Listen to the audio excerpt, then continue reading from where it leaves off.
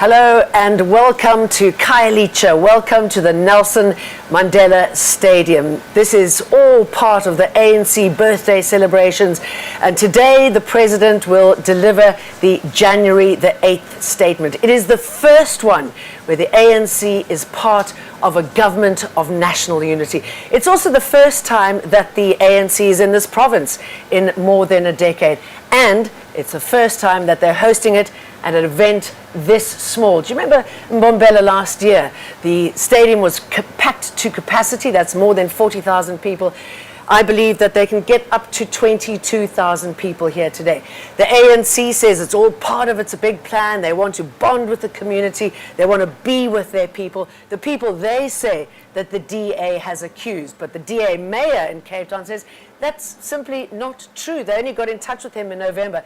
They wanted to host this event in a stadium in the center of Cape Town, but because of incompetence, it just didn't happen. So you can see why it is so important that the President today addresses the issue of the government of national unity, the party's place in it. He'll also reflect on how badly the party did at the elections last year and tell us what it is that they plan on doing for the rest of the year. Will having it here, whatever the circumstances, however they got here, will it be enough to kickstart the party and get people back into the fold? We've got live coverage of the event. We're waiting for the President to speak. The doors were open at 7 o'clock this morning. The minstrels have been entertaining people as they have been flooding into this area of Khayelitsha. Now, the President spoke earlier this week at Robben Island. It's all part of the birthday celebrations, and went back to a place he spent many years at, and this is what he had to say.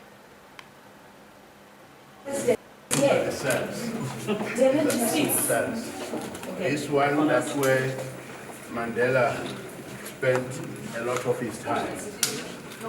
In this particular cell. Right. And this is where he spent quite a number of years. Quite a number, about 12 years in this particular cell. We occupied the same cell controversy. Yes. They tended to shun them around. Yes. You know, it was only towards the end of the 60s that they were allowed to occupy cells that belonged to the same one. Yes. This is almost 2 meters by 3 meters. That's right. Spending the rest of your life.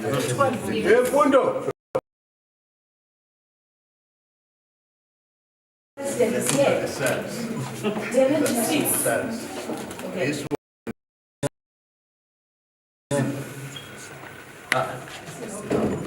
right. And this is where he spent quite a number of years. Quite a number, about 12 years in this particular cell. We occupied the same cell controversy. Yes. They tended to shun them around. Yes. You know, it was only towards the end of the 60s that they were allowed to occupy cells that belonged to the same one. Yes. This is almost 2 meters by 3 meters. That's right. Spending the rest of your life. 12 years. 12 years. Yes, security there. Yeah, I want to measure this.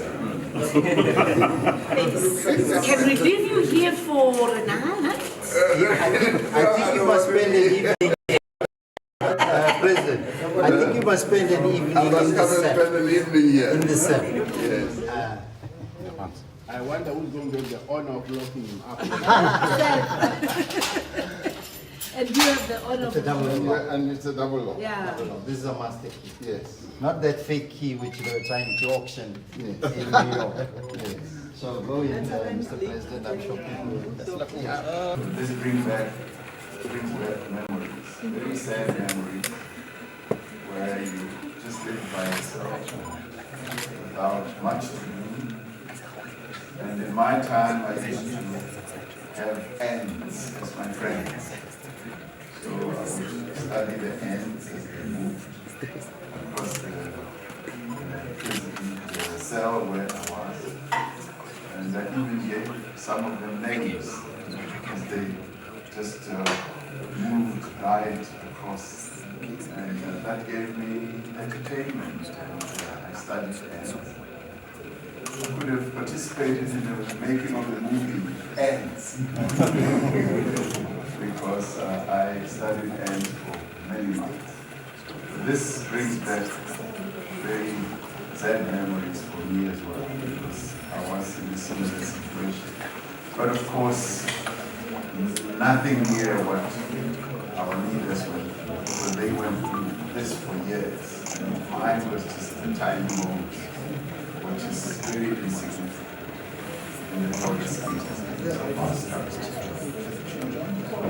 Very humbling.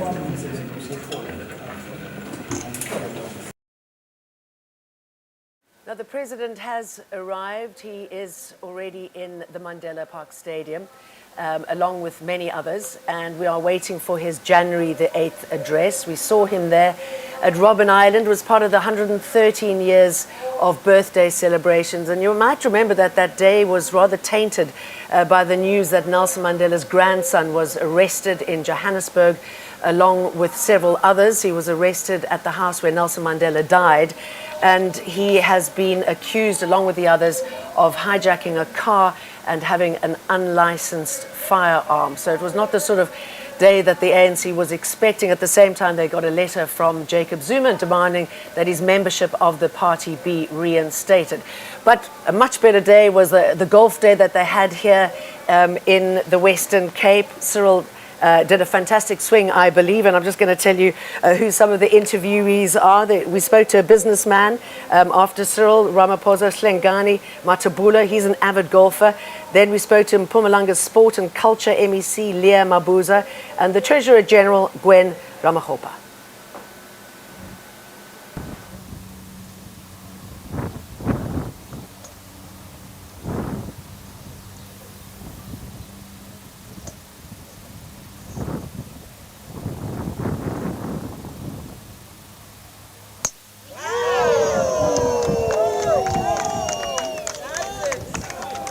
Quite a decent shot, isn't it? It's a decent shot. Well, today is one of the creative fundraising ways in which the Treasurer General of the ANC, Dr. Gwen Ramahopa, has come up with, that we should have a golf day which brings together people in business under the Patriotic Business Forum who are supportive of the work and the vision of the ANC, so that they can come, not only to come and raise money for the ANC, but just to enjoy each other's company and be able to fully understand what we are seeking to do as a political organization in advancing the interests of our people. Much as our electoral vote has gone down, we are finding that there is a resurgence of interest, a resurgence of support in the business community, both black business as well as white business. So the Patriotic Business Forum is the organization that organizes these wonderful, fun-filled moments where we hit balls, even as they go all over the fairway, but it's still fun. To see a president hitting the ball so straight. It's fantastic. So I don't only, do politics, I'm also playing golf. I think the significance of the golf event really is to be able to raise the necessary funding that the ANC needs, firstly. But it brings in a variety of players, both who are ANC and not ANC, but that supports the cause for which the ANC exists.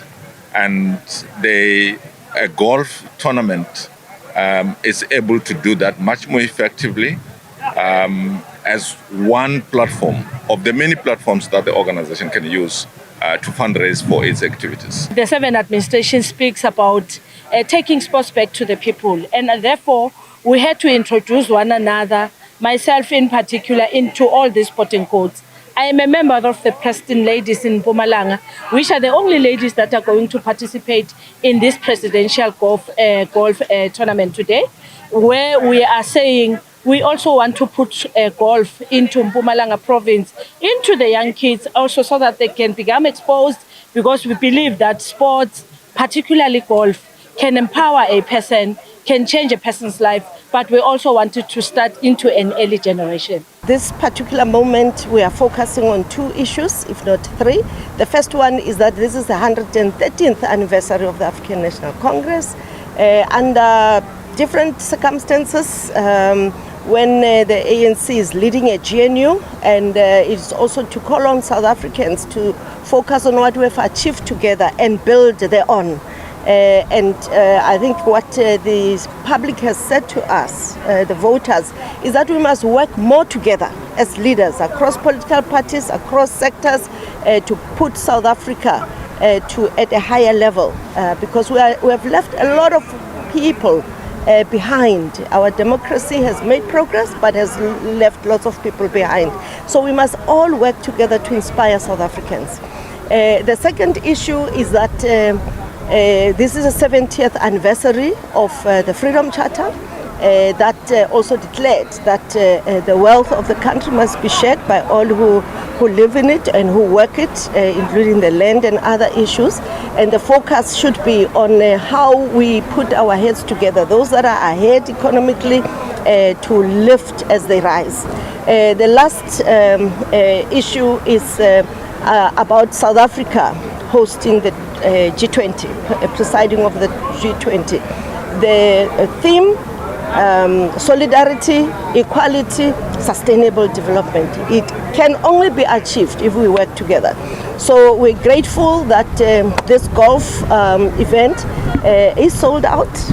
And I must say that whereas in the past 2 years, the prices were higher and businesses could pay higher. This time more were interested, but many are saying the economy is not as easy as before. But we're really grateful that we can dialogue. This is an opportunity to network and dialogue. Yes, we want and we call on business to fund democracy, because it is our common democracy, but let them fund to the extent that they can. But we are very grateful.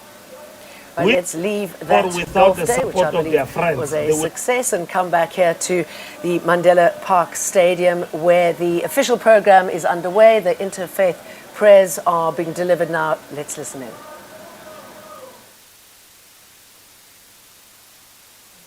Sovereign of the day of recompense, it is you we worship, O God, and you we ask for help. Guide us to the straight path, the path of those upon whom you have bestowed your favor, not of those who have evoked your anger or those who are astray. لا يكلف الله نفسا إلا وسعها لها ما كسبت وعليها ما اكتسبت. ربنا لا تؤاخذنا إن نسينا أو أخطأنا. ربنا ولا تحمل علينا إسرا كما حملت على الذين من قبلنا. ربنا ولا تحملنا ما لا طاقة لنا به واعف عنا واغفر لنا وارحمنا أنت مولانا فانصرنا على القوم الكافرين. Allah does not charge a soul except with that within its capacity. It will have the consequence of good it has gained, and it will bear the consequence of evil it has earned. Our Lord, do not impose blame upon us if we have forgotten or erred. Our Lord, and lay not upon us a burden like that which you had laid upon those before us. Our Lord, and burden us not with that which we have no ability to bear. And pardon us, and forgive us, and have mercy on us. Allahumma aslih lana fi dinina alladhi huwa ismatu amrina, wa aslih lana fi dunyana allati fiha ma'ashuna, wa aslih lana fi akhiratina allati ilayha ma'aduna. Allahumma ij'al al-haya ziyadatan lana fi kulli khairin, وَاجْعَلِ الْمَوْتَ رَاحَةً لَنَا مِنْ كُلِّ شَرٍّ.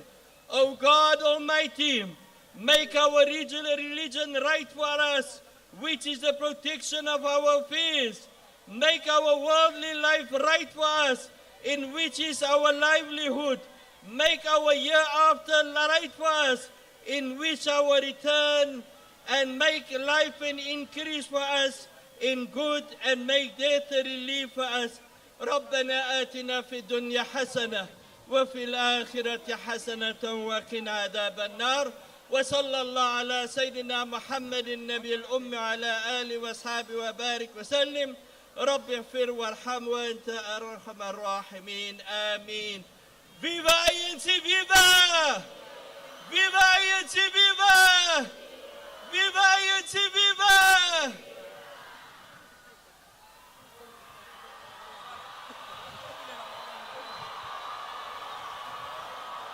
Toba! Toba! Toba! Toba! Toba kaloku sizothandaza. Sifuna uthandaza.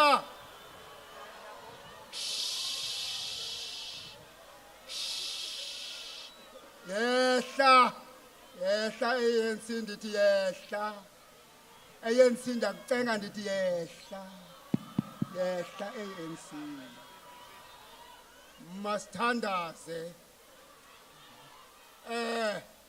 Mr. President, before sithandaze, ndicela le nyikitha lenkwanza yabantu ngale ntsasale mina namhlanje sike simbize uJahovia.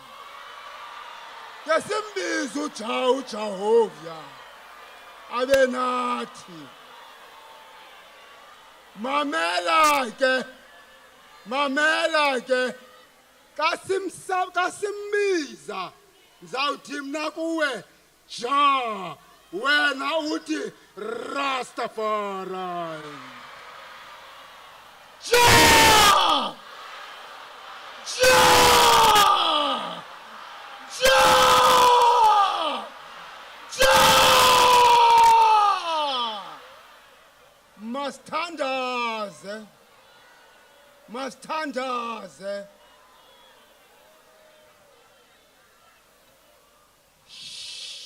Sicela inzolo kasithandaza. Sithetha nosomandla ANC. Nkosi Nkulunkulu Jehovia. Kumkani. Nkosi yenkosi. Naku ngale ntsasale mina namhlanje. Usidibanisile lapha kwelibala. Ngegama le-ANC. Sicela ke kuwe Jehovia. Usube nathi ngale mina namhlanje apha kulomsitho. Siyayazi imisebenzi yakho emikhulu osenzela yona. Sicela sosandla sakho sasekunene. Kunye naso sandla sakho sasekhohlo. Siphakamise imilebe yethu. Kunye nalwimi zethu. Kasiza kule nkundla sizawuthetha. Sithetha kulungileyo nokuthethe. Sibhakalisa imisebenzi yensi yasenzela yona. Nanjengoba sibhakalisa imisebenzi yakhe emihlo senzela yona. Hlala usenza njalo apha kuthi singabakhonza sana bakho. Hlala usezikhaphela endleleni zakho zobulungisa. Wenze njalo kumprofeti uEliya. Wenze njalo kumprofeti uIsaya. Wabhala babuthini nabo kaphuma igatsha phesiphunzini sikayese. Kukoko kuhlala ihlumelo ezincanjini zethu. Ngegama lenkosi ethi sibonga uKing Khayelitsha.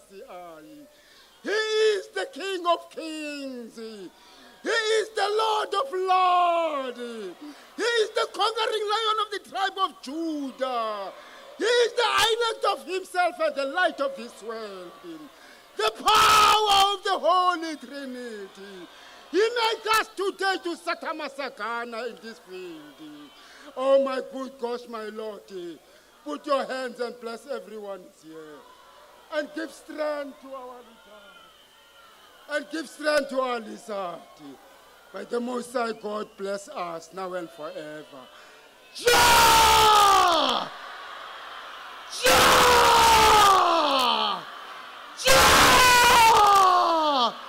Ja! Sila.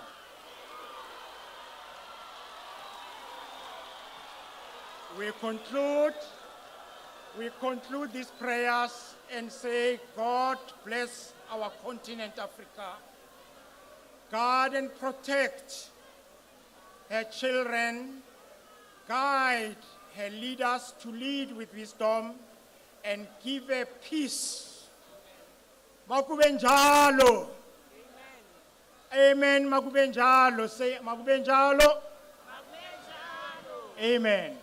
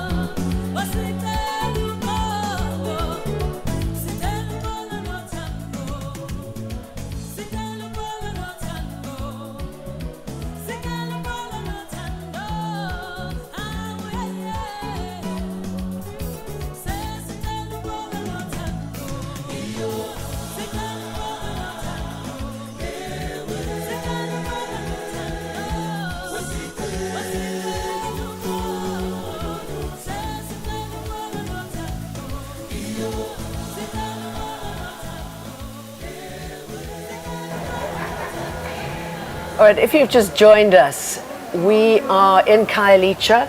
We are at the Mandela Park Stadium.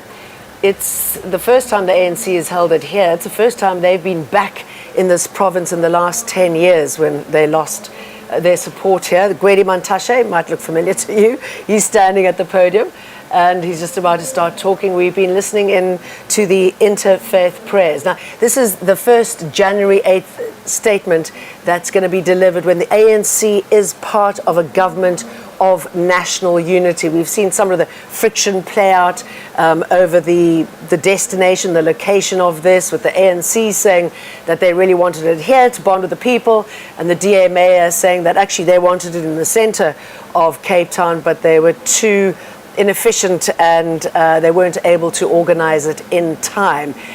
Whatever the case may be, this is where we are today. The stadium is able to take up to 22,000 people, we believe. And we know it is all about optics, isn't it? I mean, optics in the stadium.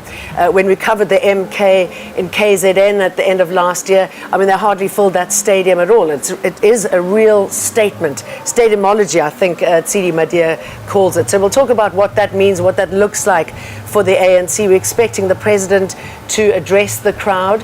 He's going to reflect on the year, the dismal performance that the ANC had at last year's polls, their role within the GNU. I mean, this has caused so many fractions within the party. So he's going to address it. It'll be interesting to see what he has to say about that. It'll be interesting to see what he has to say about the MK party and what the ANC can do to pull back some of their supporters. We know that particularly in KZN, a lot of the ANC members are working alongside the MK. All of this is building up to the local elections, which is likely to happen in 2026. So we're going to be analyzing this a little bit later on. We're waiting for Tsidi Madia to get to a spot where we can go to her. She's been talking to people on the ground, and we're going to be listening to her any minute now, but let's just get some of the vibe. Let's listen to the singing.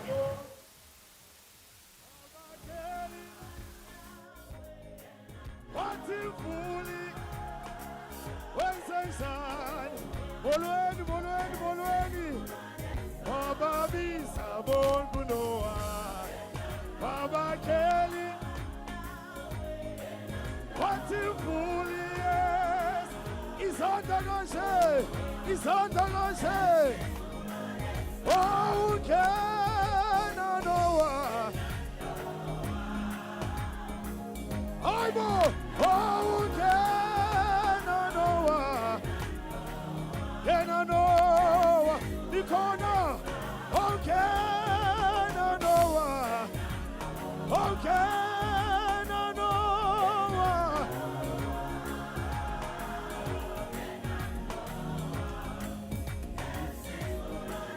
Wababiza bongu Noah.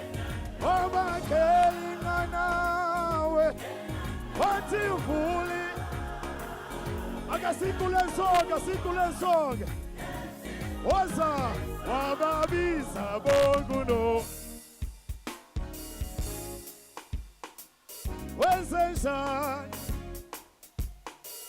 Wenzenjani nikhona kwalidala wababiza bonke Noah wathi mvuli izandla konje ungena Noah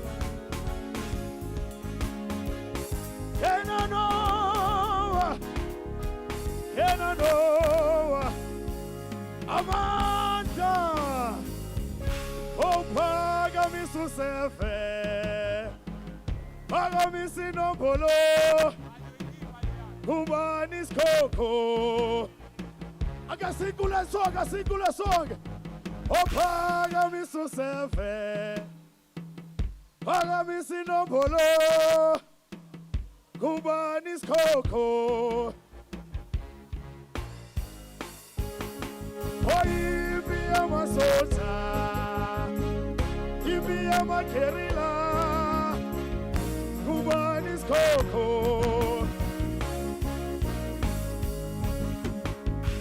Omina sendikhumbula umama wangibeletha. Omina sendikhumbula umama wangibeletha. Hayibo bambulele ayisebethu yathakatha sebethu yathakatha hayibo bambulele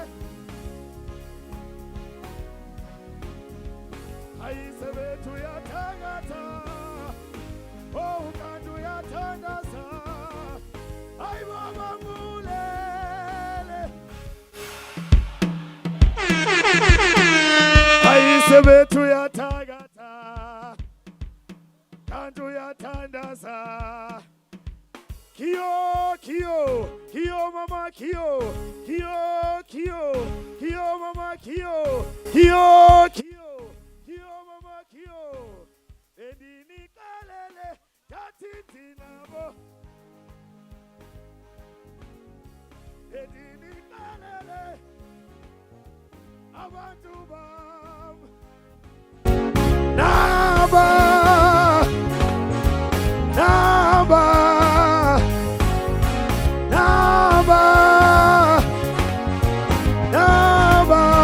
aibo edini kalele abantu bam edini kalele abantu bam naba izon naba. EWN's politics associate editor, Tsidi Madia, is in the crowd. Tsidi, I mean, everybody's jiving and it seems to be quite a good atmosphere there. Tell us what you've seen and who you've seen. You on you, Tsidi? Hello and welcome. Hello from a sunny West England from Tsidi Madia. Associate politics editor. I'm coming to you, of course, because the ANC is here. The party marks 113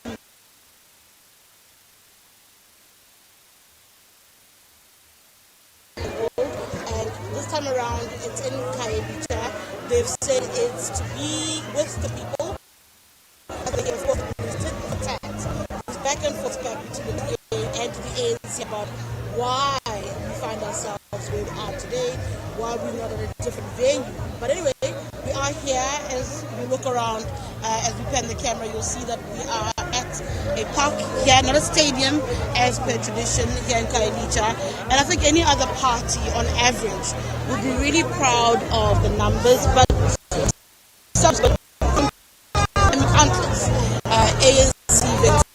These numbers are on the part of Israelis are concerned. Perhaps the political parties in the country must move from the idea of demolishing state, the art of filling state, and as a show of force, as it were.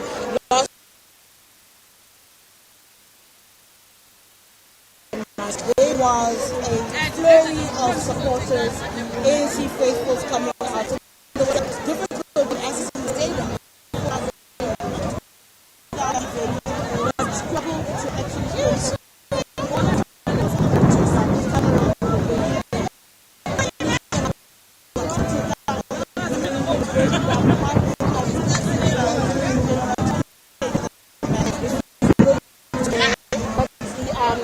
but the overflow area, which is relatively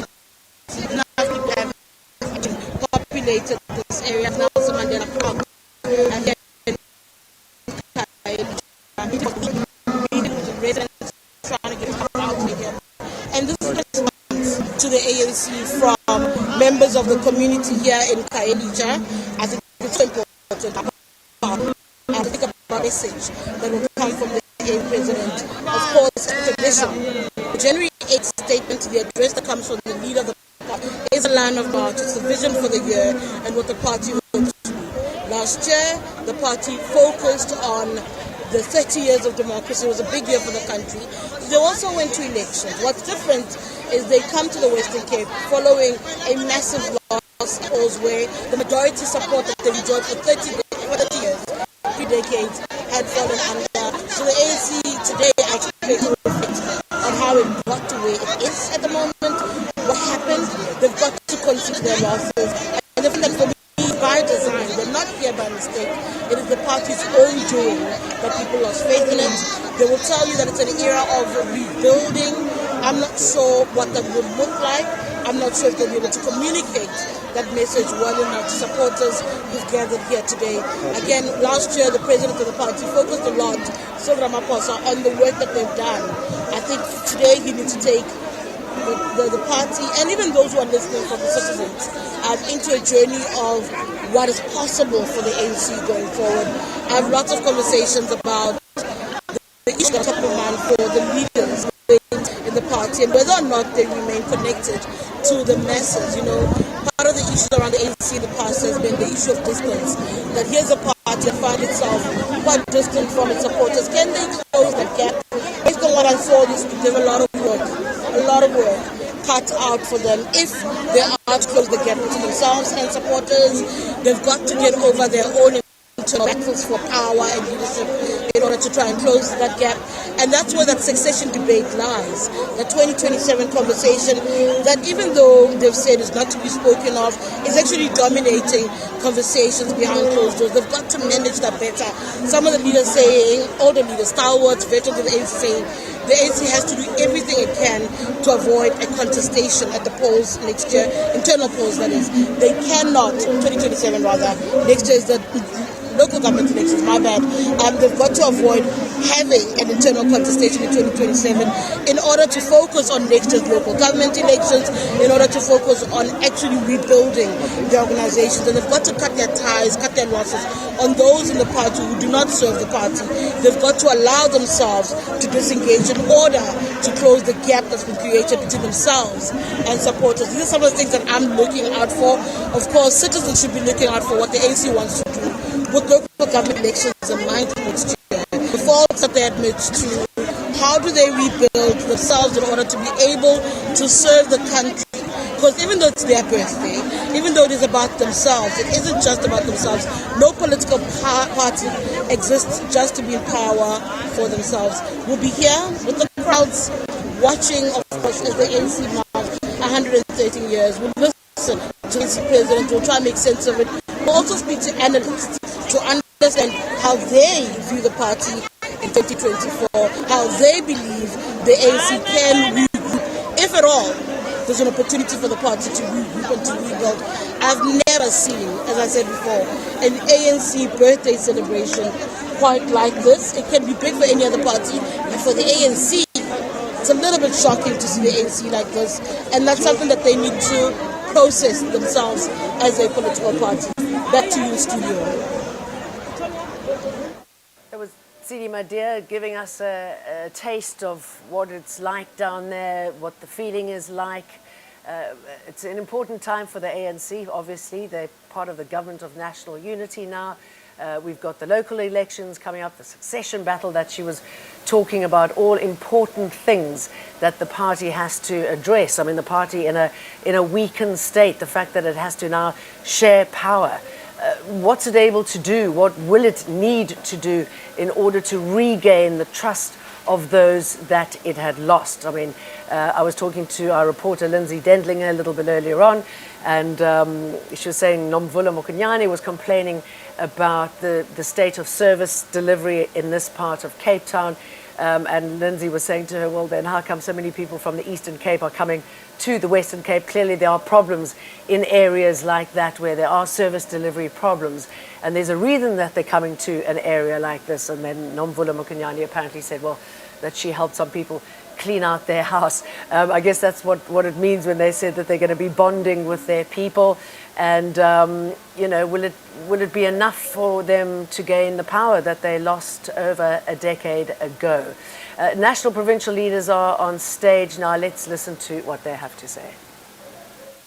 It's also a home to countless other anti-apartheid struggle icons like Anthony Franz, Dala Omar, Robbie Waterwitch, Colin Williams, Christmas Tinto, Nosipho Ntwanambi, and many others.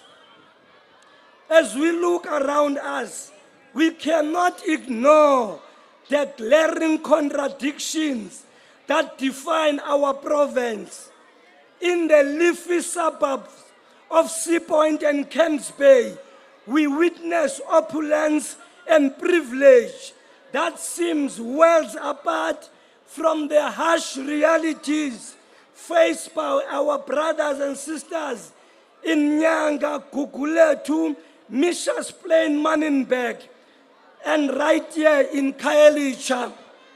While some enjoy lavish lifestyle, many of our people endure deplorable living conditions under-resourced informal settlements where access to drinking water and sanitation is a daily struggle. This stark inequality is not merely a statistic. It is a painful reality that impacts families and communities. It is a legacy of apartheid that continues to cast a long shadow over our society. For nearly 2 decades, the Democratic Alliance has governed this province, perpetuating systems that favor the privileged and few, while neglecting the vast majority of our people, those who are black, those who are poor, and those who have yet to taste the true fruits of freedom. We must confront this reality with courage and compassion. The ANC was founded in 1912 as a tool for liberation, a movement dedicated to dismantle the vestiges of apartheid colonialism. After 113 years of struggle and sacrifice, we must renew our vows to tackle these contradictions head on. Our commitment to the poor and marginalized must be unwavering. We call upon the Human Rights Commission to visit Khayelitsha and witness firsthand the living conditions that deny our people their constitutional enshrined right. Let us be clear, while we may engage with various parties of government, we are not in control of the Western Cape. The DA remain a party that serves the interests of the white privilege while sidelining the black voices. The ANC is not just a political party, it is a hope of our people, the embodiment of their aspirations for dignity, equality, and justice. I invite each one of you, party members and citizens alike, to reflect on our shared responsibility. Let us internalize the message that will be shared today by our president and commit ourselves to act on key priority areas that will uplift our communities. Together, let us forge a path towards liberation, a path where every South African can live with dignity and hope. Let me, on behalf of the Provincial Executive Committee and the entire membership of the ANC in the Western Cape, welcome to the beautiful province of the Western Cape, in Cape Town, in Khayelitsha. Amandla! Amandla, awethu, mamelani ke. Siyanithanda abantu base-Western Cape. Siyanithanda abantu base-Khayelitsha. Siyanithanda abantu base-Western Cape. Siyanithanda abantu base-Khayelitsha. Siyavuya uba nigcwele apha.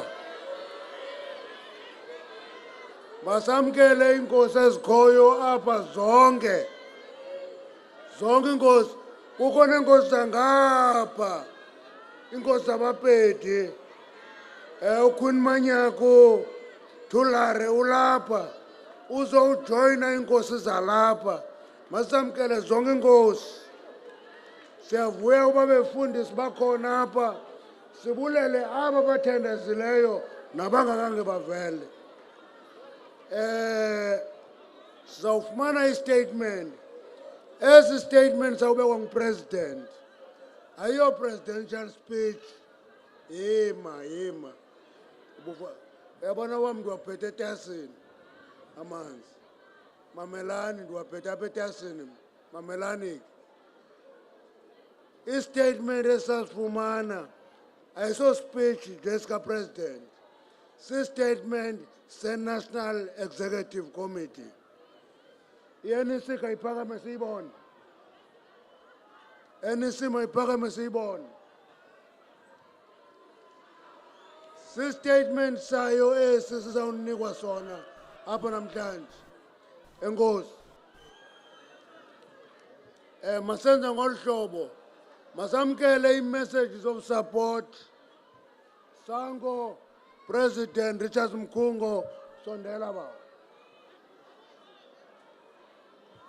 Richard Mkhungo, President of Sango, sondela. Zingiswalosi, President of Kosatu, ube ready. Thulas Messi, Deputy National Chairperson of the party, ube ready.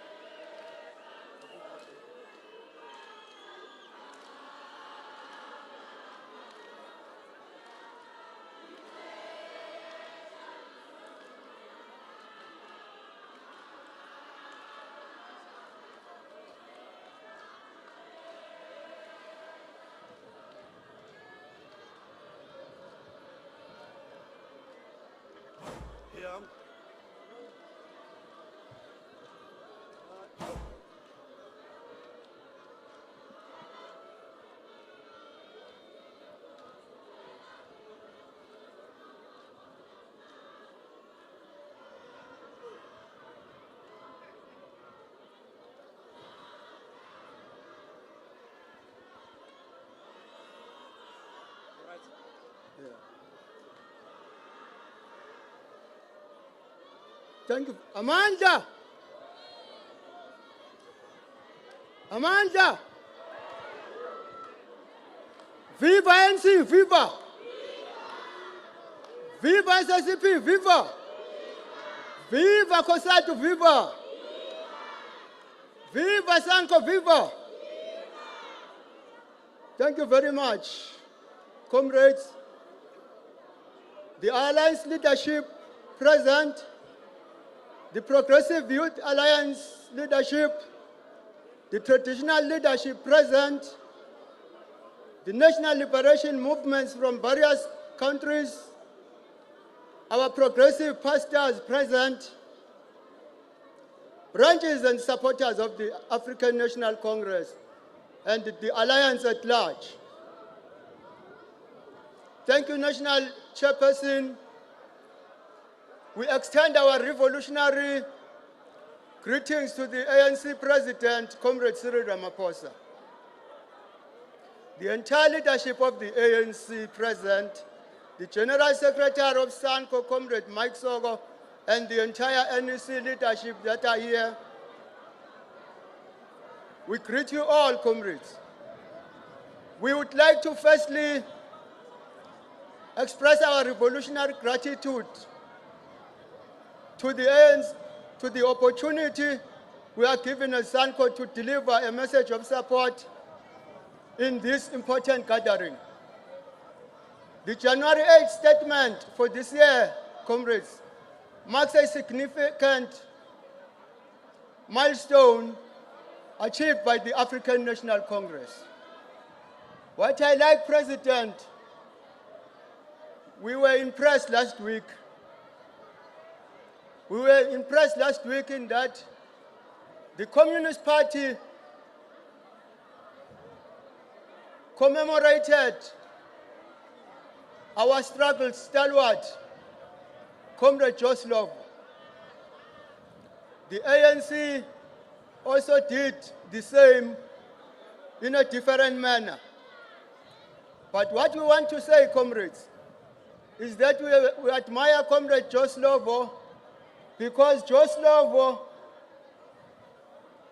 our sitting president, Comrade Ramaphosa, Comrade Tatu Mandela, negotiated the settlement here in South Africa.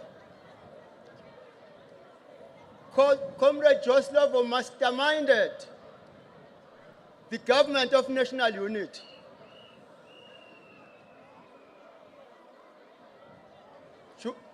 On the issue of reconciliation, reconciling our nation in South Africa, 1994, the government was a government of national unity. Buthelezi was part of the government. Stabilize our country. We are saying to African National Congress, we appreciate that. But we are saying this African National Congress belongs to the people of South Africa. People of South Africa have leadership in the form of our civic movement. This civic movement argues that the African National Congress have no owner except the people of South Africa. As SANCO, we're going to continue to support our liberation movement. We were informed as the residents of South Africa that there are 3 stages that will be followed. The quantity to quality that was done. There is a stage of unity of the opposites, and that is the stage that we are in now. This is the stage for our African National Congress to lead the process of the National Democratic Revolution. Otherwise, we can't be confused. We are not political blind as SANCO. we stick to that. We are going to mobilize, and we have started mobilizing for the victory of the ANC come local government elections. We are all Sabashal going to vote for the African National Congress. No doubt about that. We are going to defend this organization that belongs to Abashal. This is our organization. We own it. We are going to mobilize the communities that come local government elections. We are going to vote for the ANC. We are very happy with the program of the ANC. We are happy with the manifesto. So we are in line. That is why we are going to lead the campaign. We were told before to render the country governable. When the ANC took over as Sanko, we make the country governable. Therefore, we'll continue to support the African Congress. We support this program all the way. And we must say, we are part, whenever the ANC develop programs, we become part as alliance partners. We endorse those programs, we make contributions. Therefore, we are going to vote for this African National Congress. Thank you very much.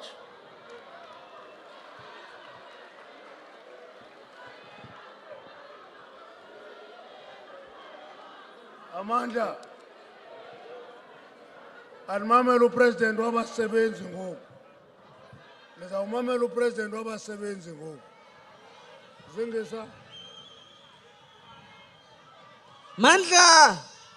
Mandla! Long live the African National Congress, long live! Long live the South African Communist Party, long live! Long live Khosatu, long live! Malibongwe! Long live Sanko, long live! Diabulela! Dibulela kuwe Mqwathi. Dibulele. Dibulise kumongameli we-African National Congress nesigqeba sonke ne-alliance umbimbi ngokubanzi naye wonke umuntu olapha. Silapha siyikhosatu. Silapha siyikhosatu ukuzothi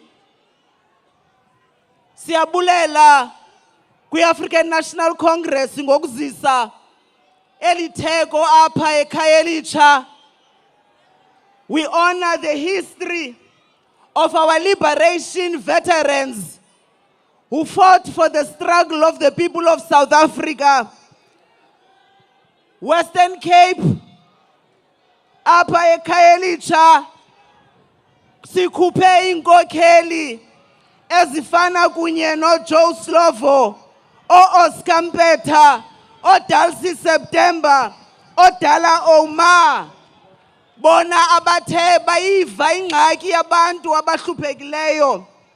Silapha kunye ne-African National Congress uzokuthi i-ANC xa isenza i-renewal lixesha eli lokuthi sisondele kubantu bethu, abantu abaphangeli, abantu abanamisebenzi. Ulutsha lulambile president. Kumelezekile xa i-ANC isuka apha eKhayelitsha kubekho umahluko kubantu balapha. Kungapheleli ukuba ngaba bezile bazobhiyoza, kodwa babhiyoze uba ngaba bayakwazi ukuya esikolweni, bayakwazi ukuphangela. Abafuna ukuvula amashishini abo mongameli bayazi ukuba ngaba bakhuselekile. Bayasibuza ke abanye Mqwathi ukuba why ikhosatu iselapha kwi-alliance. Sifuna ukuthi kwabo babuzayo, namhlanje abasebenzi eMzantsi Afrika banelungelo lokuya emsebenzini be-organized. Banelungelo lokuba ngaba bahambe boxoxa izimo zabo zokuphangela. Banelungelo lokuba ngaba bathi xana bengaxolanga bakwazi ukuya kurhulumente bafike bathethe ingxaki zabo bengakhange babe bayahlukunyezwa. Namhlanje abasebenzi boMzantsi Afrika phansi kwe-African National Congress ne-Alliance yonke bane-national minimum wage. There is no worker in South Africa that must be paid less than 27 rand 58 cents nge-hour. Nditsho wena uyi-domestic worker. Loo nto leyo yenzeke ngenxa kaMbimbi. Namhlanje omama notata bayakwazi ukuthi bahambe xana befumene abantwana bayohlala emakhaya, bakhulise abantwana, baclaim maternity ne-paternity. Namhlanje abasebenzi kunyaka ophelileyo bafumene imali zabo kwi-two-pot pension kungenxa kaMbimbi. Namhlanje abasebenzi abaphangela emakhaya bayakwazi ukuba ngaba bakhuseleke phantsi kwe-Hosh Act mqwathi kungenxa kaMbimbi. Namhlanje abasebenzi boMzantsi Afrika noMzantsi Afrika wonke abantu abangaphangeliyo bafumana i-350 social distress grant kungenxa kaMbimbi.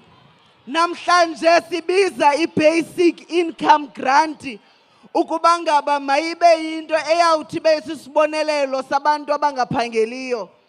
I-African National Congress, i-Alliance yonke ayikho enye esondeleyo ebantwini boMzantsi Afrika. Sifuna ukuthi ke xana sigubha i-113 years ye-African National Congress, President Cyril Ramaphosa, kukho umahluko phakathi komqombothi nevanya. Umqombothi kuthathwa ixesha loba mawudidiyelwe. Umqombothi awulali uvuka uwenze, uyawucelela edlozini. Yiloo nto kufanele into yoba ngaba i-ANC ithi xa isithi yazirenewa izikhangela into yoba ngaba ayiyo na ivanya, isenguwona umqombothi. Kuba kaloku ivanya ifana naba baphumileyo apha kwi-ANC bayovula ezinye izinto zabo kuba abantu banxaniwe, banxanela ukuphatha. Sifuna ukuthi kwi-NEC ye-ANC phathani kakuhle abantu boMzantsi Afrika, phathani kakuhle abantu abahlwebezekileyo eMzantsi Afrika, sondelane ebantwini abangananto ukwenzela into yoba ngaba kunyaka ozayo ka-2026 nibe nokwazi ukuthi lo Mbimbi uzawuthi akwazi uziwina i-local government elections. Umntu emntwini mqwathi, siyabulela.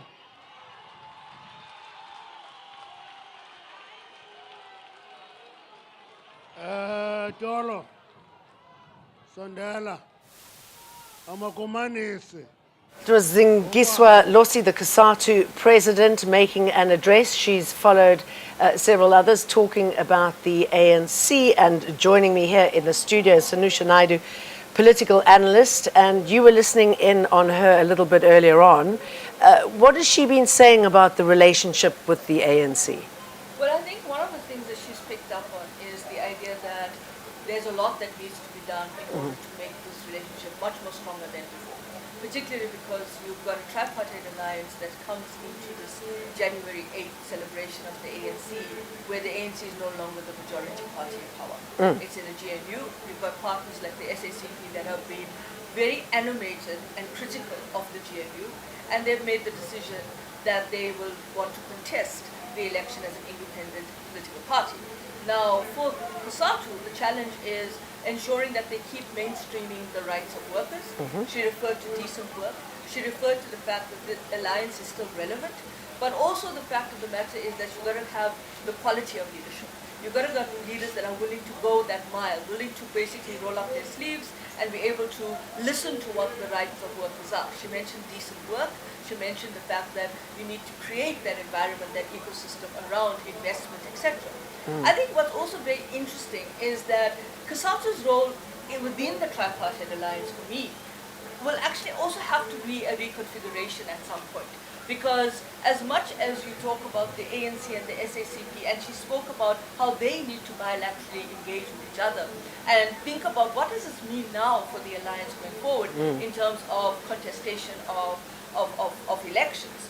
As two members of the alliance challenging each other and both now vying for votes. The question would be is how does COSATU play that role with the interest of the workers? Because you've got the ANC on the one hand and you've got the SACP on the other. She still speaks about the worker, the role of the COSATU is to ensure, to take forward, to consolidate and to deepen and manifest the whole question around decent work, work that gives livelihoods, gives material expression to people's lives and livelihoods. But the challenge, I think, would be that the COSATU needs to find that common ground. Does it act as a mediator between these two parties? And two parties being the allies? And really, it's the last thing the ANC needs, right? I mean, they need their votes. They've come here. You know, there are two sides of the story. The ANC says they come here to bond with their community. The DA say that's absolutely rubbish. They were trying to get a stadium and they botched it up. They were just too disorganized. We were talking about it a little bit earlier on. I mean, here you talk about, you know, they want to get down to the grassroots. They want to talk to the people that the DA, they say, is ignoring. You were mentioning there they are sitting, you know, covered. They've got water and their supporters are outside in the sweltering heat. Yeah, I mean, I think that's one of the questions that perhaps needs to be also extrapolated from the alliance partners as well. Because what the president of COSATU was saying was that you need that type of leadership that is actually going to start doing things, stop just talking about things. But that also means that that leadership of the alliance partners, the SACP and COSATU as well, is how much do they change the modus operandi of this kind of event, the optics, the ecosystem, the aesthetics, because it kind of also creates that disconnect. If this is a test of leadership of the ANC going forward, particularly in terms of its value proposition, its legitimacy, its credibility, its reconnecting with the people, then the question for us right now is how many people out here are in this venue, have attended this event because they really want to be here? Or have they decided there's a day out that we come and there's some water we can get, there's a t-shirt that's thrown in, but at the end of the day, are you really connecting with them? And I think that's the disconnect. Just the way the optics of this event is managed, just in terms of the optics of who's sitting on the stage, the barrier, and then the people. Yep. That doesn't work That's anymore. not part of the people, is it? No. No. And it doesn't work anymore. It doesn't work anymore. Yeah, but I mean, who's listening? Well, I think the people have spoken in the election last year. And but they're still not listening. And of course, you know, you shouldn't get excited by the number of people you see out here. No. I mean, it's a Saturday. It's a lovely day in Cape Town. You know, the sun is out. It's shining. There's people don't have much to do. They came out to the event. Doesn't mean it translates into votes. So I think the challenge for the ANC and for the ANC alliance partners is to understand that this is not a benchmark for what's going to happen in elections come 2026 and subsequent. It's actually to understand that there's a changing demographic profile of the electorate. Yep. The young people that are sitting here, are you connecting with them? So how important is it coming to a place like this? I mean, whatever the circumstances, I mean, this is their base in the Western Cape. This is where they get their support here in Khayelitsha. What can they possibly achieve from being here today? I don't know. To me, it's almost asking the question is what's the value proposition of having an event like this every year? Yes, it's important. I think this one is significant because it's the ANC that's no longer a majority party. Yeah. It's in a government of national unity. It's also having to firefight within the alliance. And that is the big significance. Whether that creates the kind of traction to renew, to reconfigure and recalibrate, I'm not sure if that's going to happen. Because you've got to now think about what's going to happen in 2026. Also bearing in mind is, I'm not sure whether the utility of this approach to speak at an event that starts about 2.5 hours late, people are here, it's disrespectful to everybody, doesn't make any difference, right? So to me, I think that what we are actually seeing is that political parties have to rethink themselves. And political parties have to rethink how they go about doing things. But also this is preaching to the converted, isn't it? Well, I'm not sure if there's many people out there that are converted. As I said earlier, it's a day out. But if they were to find their support base in this province, this is about as good as it gets. Well, as I'm talking to you, in my eye line, I can see behind you and I can see people milling around. And I can see a number of them that are not even listening to what is being said on the podium. Yeah. So I'm not sure if they are the converted. I'm not sure if they're here because they just feel like, there's been some incentivization that has been created for them to be here. And to be clear with you, I would actually ask the question is how many people sitting here today in this sweltering heat, which is quite dramatic out there, how many of them are actually going to be voting ANC? Because there's a disaffected youth that are not feeling connected to the ANC or any other political party. I was talking to Lindsay Dentlinger, the EWN reporter, and she was talking to Nomvula Mokonyane. We were just talking about the disconnect there, and how Nomvula said to her, yeah, but I helped somebody clean up their house, and and also Alpha Ramashwana was saying he saw some of the motorcades going through Khayelitsha. I mean, that's not how you bond with people. And also the comment that a lot of the people that are here are from the Eastern Cape. Okay. So yeah. I mean, as a Hindu, but not a practicing Hindu, that's part of my seva. Go do charity. Yeah. So you can't do charity cleaning up somebody's house and hoping it changes your circumstances. No. Karmic forces don't work that way. But the point I'm trying to make is that you have to be able to understand that your visibility has to be continuous. Your interaction, your connectivity, your engagement has to be about people feeling that their material circumstances are changed. It's not a kind of enchanted forest that you create yourself in, where you go in and clean someone's house for 3 hours, or you go and talk to someone and say, how can I improve your material conditions, when the number of cars that are sitting out here, the VIP protection services cars, actually probably are worth more than the household income of some of the people that are sitting in the hot, sweltering sun. Talking of that, doing good work, I saw Gift of the Givers leader. I mean, many people say that he should be president. they certainly do the work that you often want to see government doing, right? They get out there, they work with the people, they help, and they actually make a difference. Yeah, I mean, these are institutions that have stepped in where government has failed. Institutions that have basically seen that government has completely not been able to provide that social service to the community, or don't have the material, the finances or the resources, or actually money doesn't exist. I mean, if you look at what's happened in the last couple of weeks, where there's been an issue of a statement by government to say there may not be money to pay certain service providers or don't take on new service providers. These are real challenges. So organizations like the Gift of the Givers and others who do it in their small way have stepped into that fold. And so this becomes the question of what the role of social movements are, and whether or not social movements are about, coming in and taking on the responsibility of what government needs to do, or is it about the fact that it's a humanitarian question, where they feel that that is their humanitarian need? And of course, Dr. Suleiman always talks about that moment where he got the calling to set up this institution. Yeah, he is quite an incredible man. Okay, so this is obviously a very important time for the ANC. It's the 113th birthday celebrations. It's the first January the 8th statement within the GNU. You've got the elections next year. You've got the succession battle, which Fikile Mbalula keeps trying to mute. How big a battle is that? What's brewing there as far as the succession is concerned?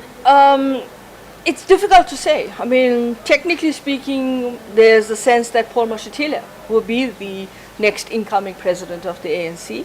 But before we get to that, we've got to also talk about the fact that this is a year where the National Working Group and the Working Council will do a review of the ANC's performance at the polls. And that's also very important, because that can also have an impact on the internal dynamics and the questions of what's going on in the party.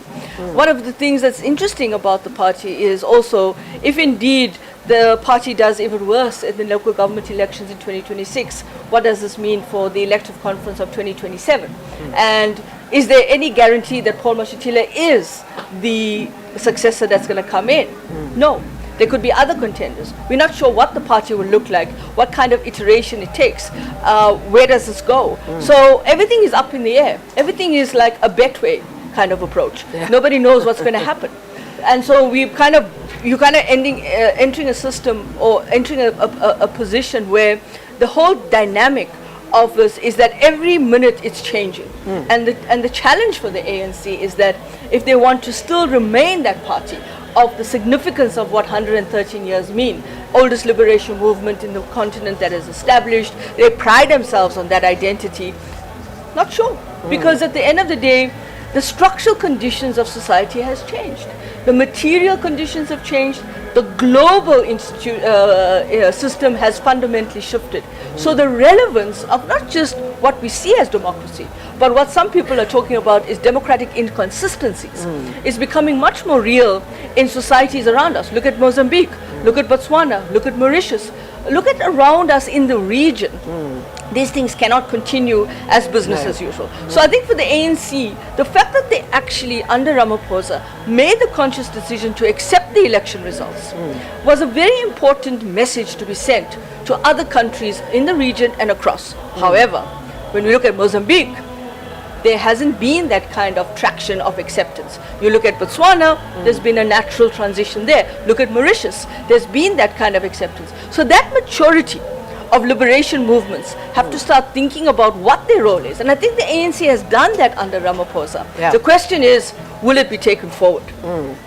And obviously, I mean, when you see the spat over, you know, where the venue, the events are going to happen today, you see the friction between the two parties. We'll talk about what he says about the GNU, because we expect that's going to be coming up in his address. There's the president now.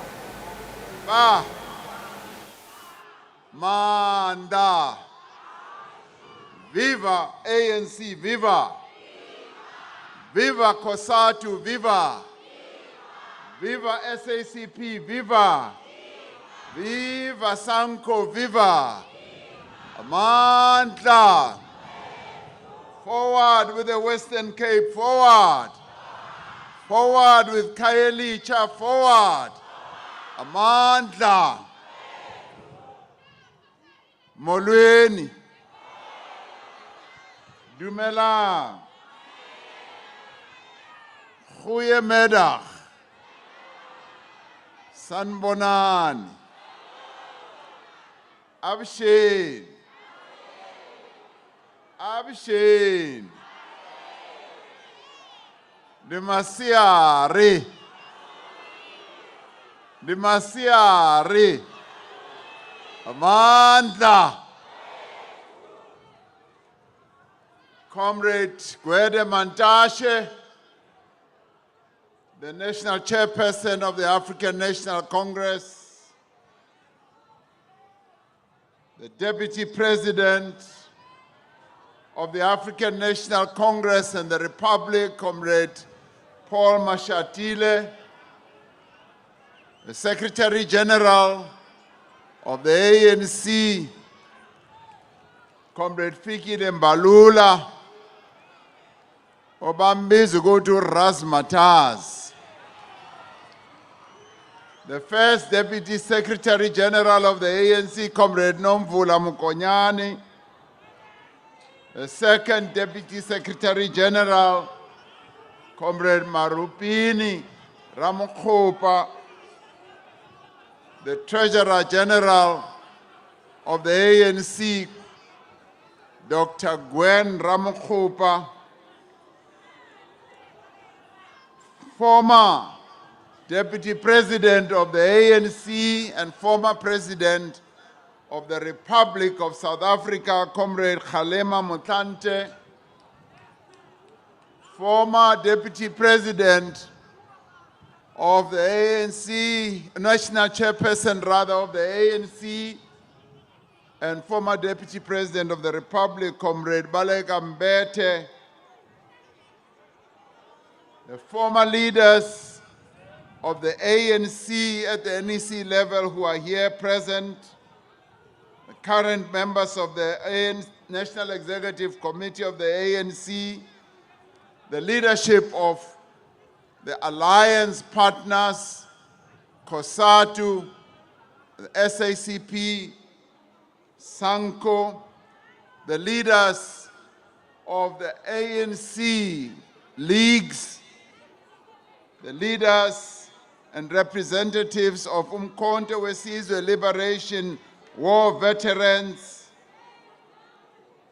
members of our fraternal organizations from a number of countries on our continent, as well as from other countries, members of the diplomatic corps, as in high commissioners and ambassadors, leaders of our religious sectors, traditional leaders of our people. I especially want to recognize Queen Masalana Abomujaji of the Balobedu and Regent Queen Manya Kutulare of the Bapedi Kingdom in Sikukuni. I also want to recognize traditional leaders who have traveled all the way from KZN to be with us here today. Comrades and friends and people of South Africa, it is a real honor to have this opportunity to present the January 8th statement of the National Executive Committee of the ANC. Ke motlotlo haholo ho nna ho ema mona pela lona ke beya statemente sa komiti e kgolo ya mokgatlo wa batho ANC, dat is vir my 'n eer om voor julle te staan om die verklaring van die Nasionale Uitvoerende Kommissie van die ANC op die 8de van Januarie by julle almal te bied. This year marks the 113th year anniversary of the formation of the African National Congress, the people's movement that was established to attain our freedom and to transform South Africa into a united, non-racial, non-sexist, democratic and prosperous country. We are very pleased as the National Executive Committee sitting here on stage to welcome all of you in your thousands to this stadium to celebrate the birth of the ANC. Many thought that we would just have a few people coming here. You have come in your thousands and thousands. Siyabulela ukuthi nifike ngobunenzi ukubonisa ukuthi ANC kumbutho wabantu, kumbutho wesizwe. Sithi labo abadelela iANC sanudelela umbutho wabantu ANC.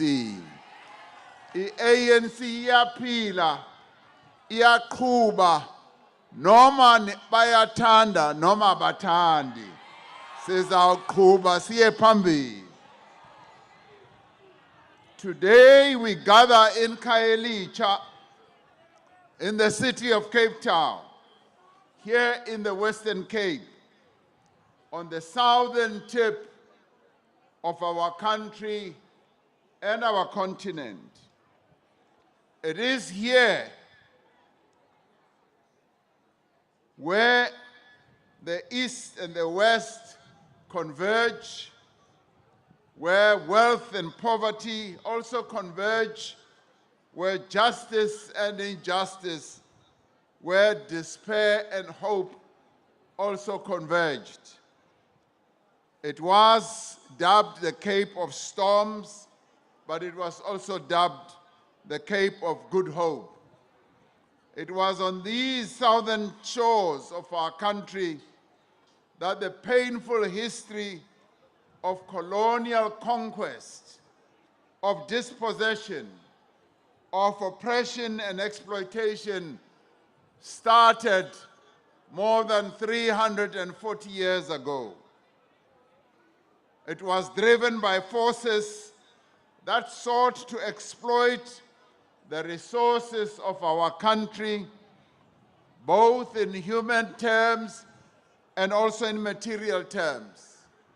It was here where theft was committed, where they came from outer shores of our continent to come and steal our resources, to come and enslave our people. They came here in the quest to commit genocide, and they committed the genocide of the Khoi and the San, and it was here where prolonged wars with our African communities ensued. The colonialists imported slaves from Malay and also indentured laborers from India and China and countries along the east coast of our continent. The subjugation of all these people resulted in a complex relationship of domination and subordination. It defined some people as more human and others as less human. Abanye bathi asingabo abantu, abanye bazibona bengabantu bengaphezulu kwabanye abantu. It was here that the proud and unbroken tradition of resistance and struggle for liberation started. From the Battle of Salt River in 1510, where the Khoi, the Abatwa, defeated the Portuguese through the successive wars of resistance led by great heroes of our people. We remember heroes such as Asumato, Makoma, Hinsa, Sikukuni, Tachwayo, Makado, Mansopa, Mojaji, Mushweshwe, Gungunyani, and many others battled against the colonialists. The spear of resistance was carried forward through the Bambata Rebellion in KZN in 1906, mass resistance in the 50s, when the ANC Youth League leaders, as in the form of Ubaba Walter Sisulu, Ulembete, Umandela, Utambo, and many others, embarked on a defiance campaign. The People's Army was then formed in the early 60s. The 1976 generation and the mass democratic movement of the 80s. All those acts of resistance had their genesis here in the Western Cape. And that is why we pay tribute to the people of the Western Cape. Siyanibonga ninonke ukuthi apha e-Western Cape naqala umzabalazo wokulwisa labo bebesiqindezela. Today we once again meet in a context of ongoing global crisis and stubborn challenges abroad and at home. The people of the Western Cape and South Africa continue to be confronted by unemployment. Abaninzi abantu bakuthi abaphangeli. Abaninzi abantu bakuthi bayahlupheka. Ukungalingani kuya phambili. And we have many other challenges that we have to confront. These challenges include crime, violence, gender-based violence, and femicide. They include drug abuse, unequal access to education, challenges such as water and sanitation, bad roads, and shortage of housing. There is a new political environment also in our country following the May 2024 elections.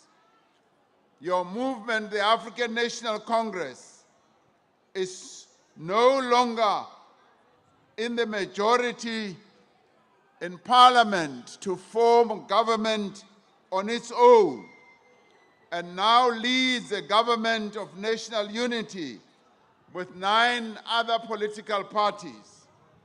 The ANC is committed to decisive action on 3 urgent and interrelated fronts to regain the confidence of the majority of our people in our ability to represent their hopes and aspirations. Even as we are not in complete ourselves control where we govern on our own, the African National Congress still leads. The president of the country is ANC. The majority of members of the cabinet are ANC.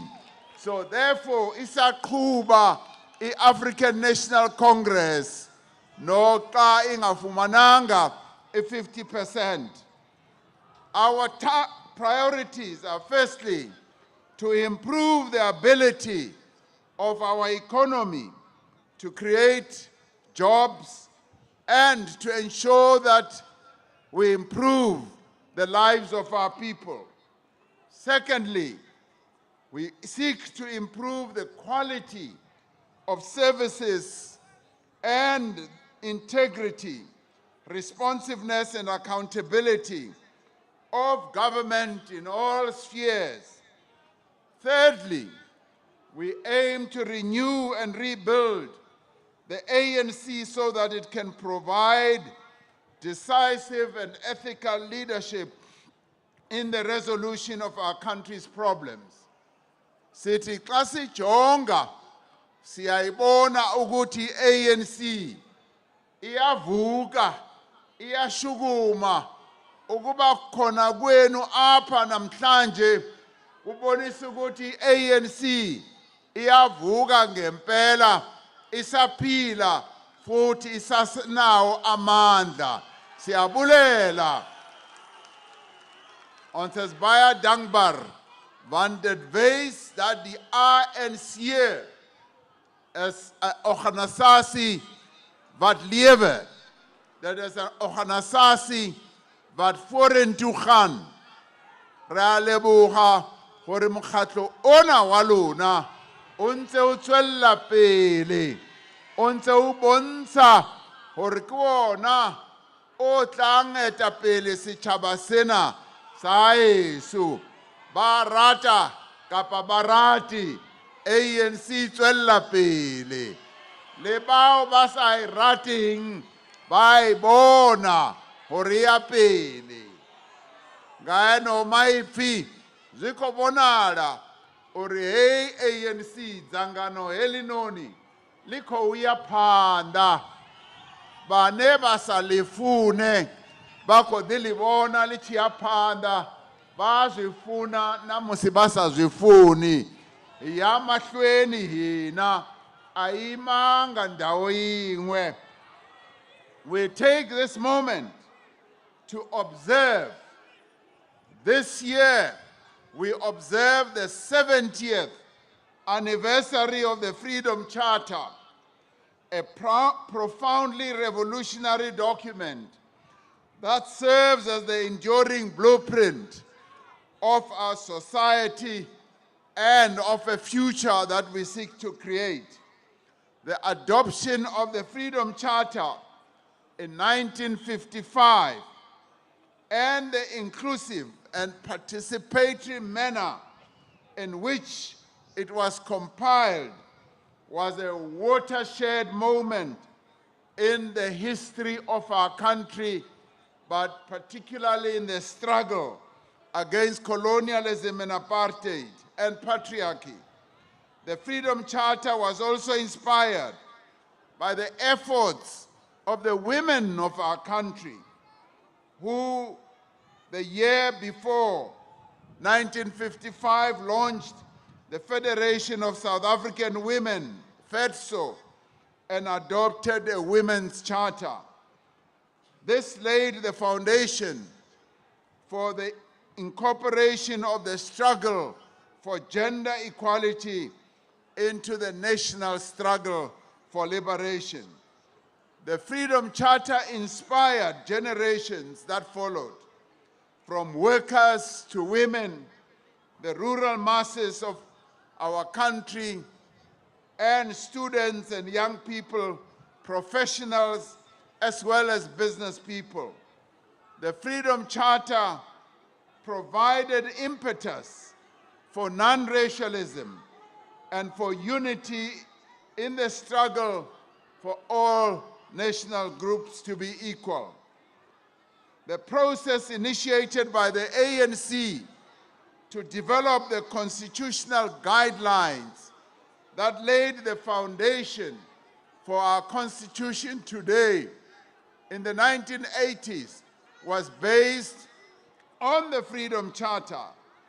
Thus, the adoption of the democratic transformative Constitution of the Republic of South Africa was a decisive step in dismantling the institutional and legal foundation of racism and the various codes of colonial, apartheid, and patriarchal power. Now, out of the crucible of struggle, the people of South Africa made the clarion call in the Freedom Charter that South Africa belongs to all.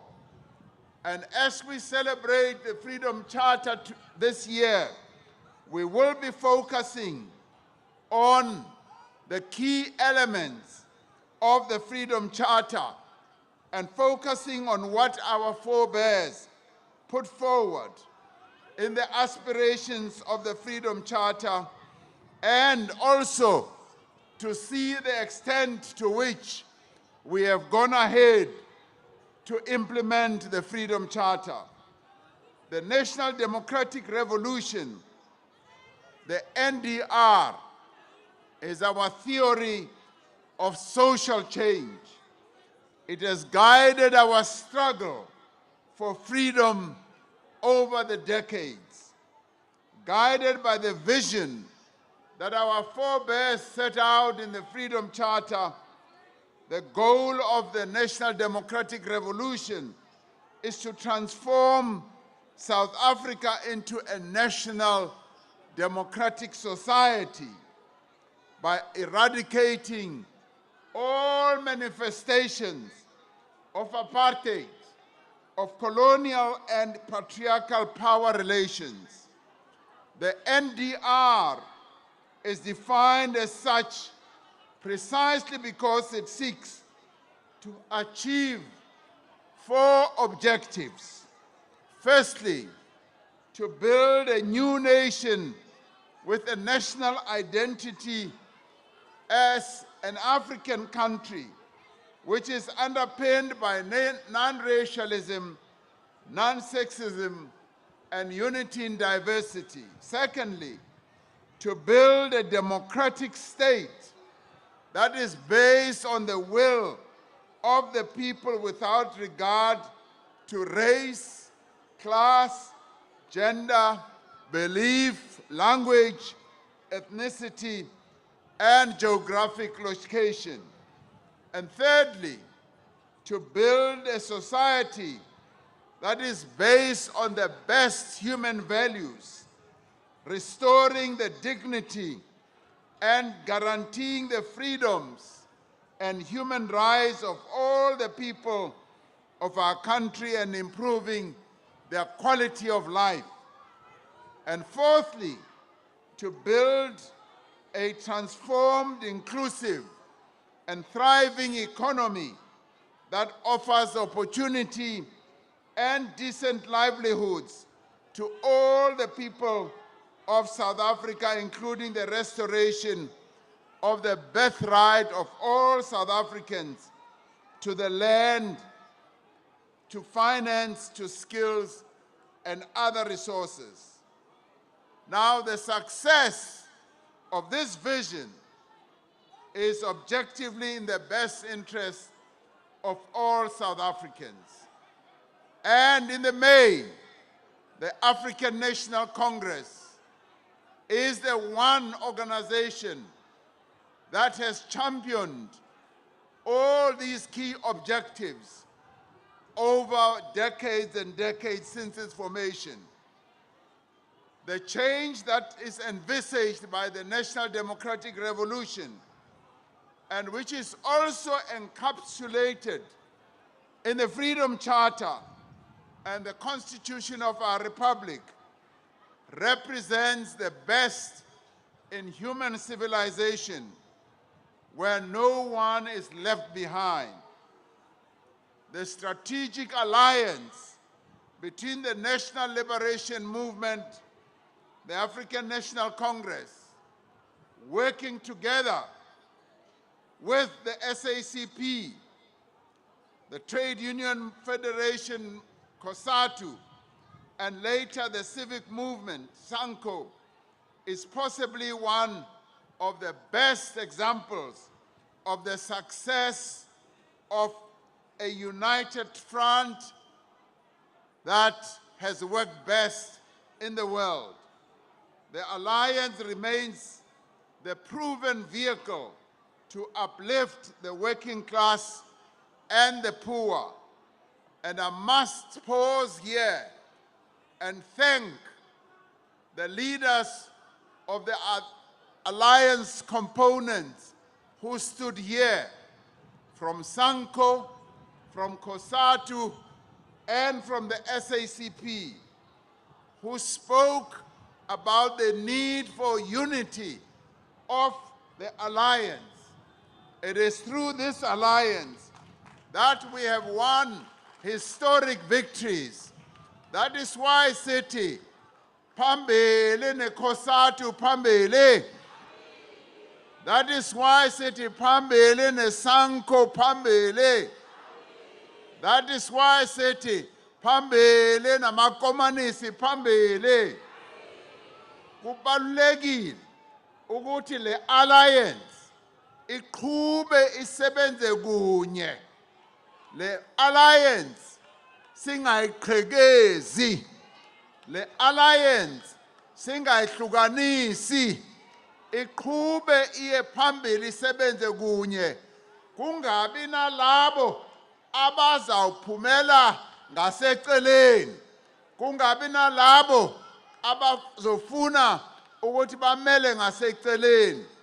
I-alliance yethu yiyona eyasiletha apha kule ndawo lasikhona. U-Oliver Tambo wabona ukuthi le alliance has been put together in struggle by the sweat and the blood of our people. It is therefore important that this alliance must remain united. Let us unite the alliance and not divide this revolutionary alliance. Now, this alliance, as we have heard, has led to many victories, victories that have improved the lives of our people, the victories that the three leaders of the alliance partners also spoke about here. The alliance is a living organism that developed and matured over almost a century under difficult and different conditions, constantly adapting its role as the phases of our struggle change. The National Democratic Revolution is our shared theory of fundamental change, and the Freedom Charter remains our common minimum program as the Alliance. We have made substantial progress in achieving the objectives of the NDR. To continue to achieve the change we envisage requires strong organization, ongoing mass mobilization of society, and unity of progressive forces. During this week, as we were going through the length and the breadth of this province, from the south to the north, from the east to the west, we gave ourselves an opportunity as leaders of the ANC to meet our people, and they all spoke with one voice, that they want to see the ANC emerging strong. They spoke with one voice, saying they want to see unity of the African National Congress. And they all said, without unity, our revolution will be defeated also by counter-revolution. In last year's January 8th statement, we drew attention to the fact that there is a common cause between anti-transformation forces and the state capture forces to destroy the African National Congress from within, and also to dislodge the ANC from power. Part of the counter-revolutionary tactic is to promote breakaway parties to erode the support base of the ANC. Abaninzi benu niyazi ke ukuthi amanye amaqembu azisusa apha ku-ANC. They broke away, they formed their own splinter parties, hoping that they will weaken and destroy the ANC. Bebonke noxa bephumile apha ku-ANC, they remain small and weak. I-African National Congress iyaqhuba, iyaqina, iqhubela phambili. They try to weaken the ANC by having all these splinter organizations.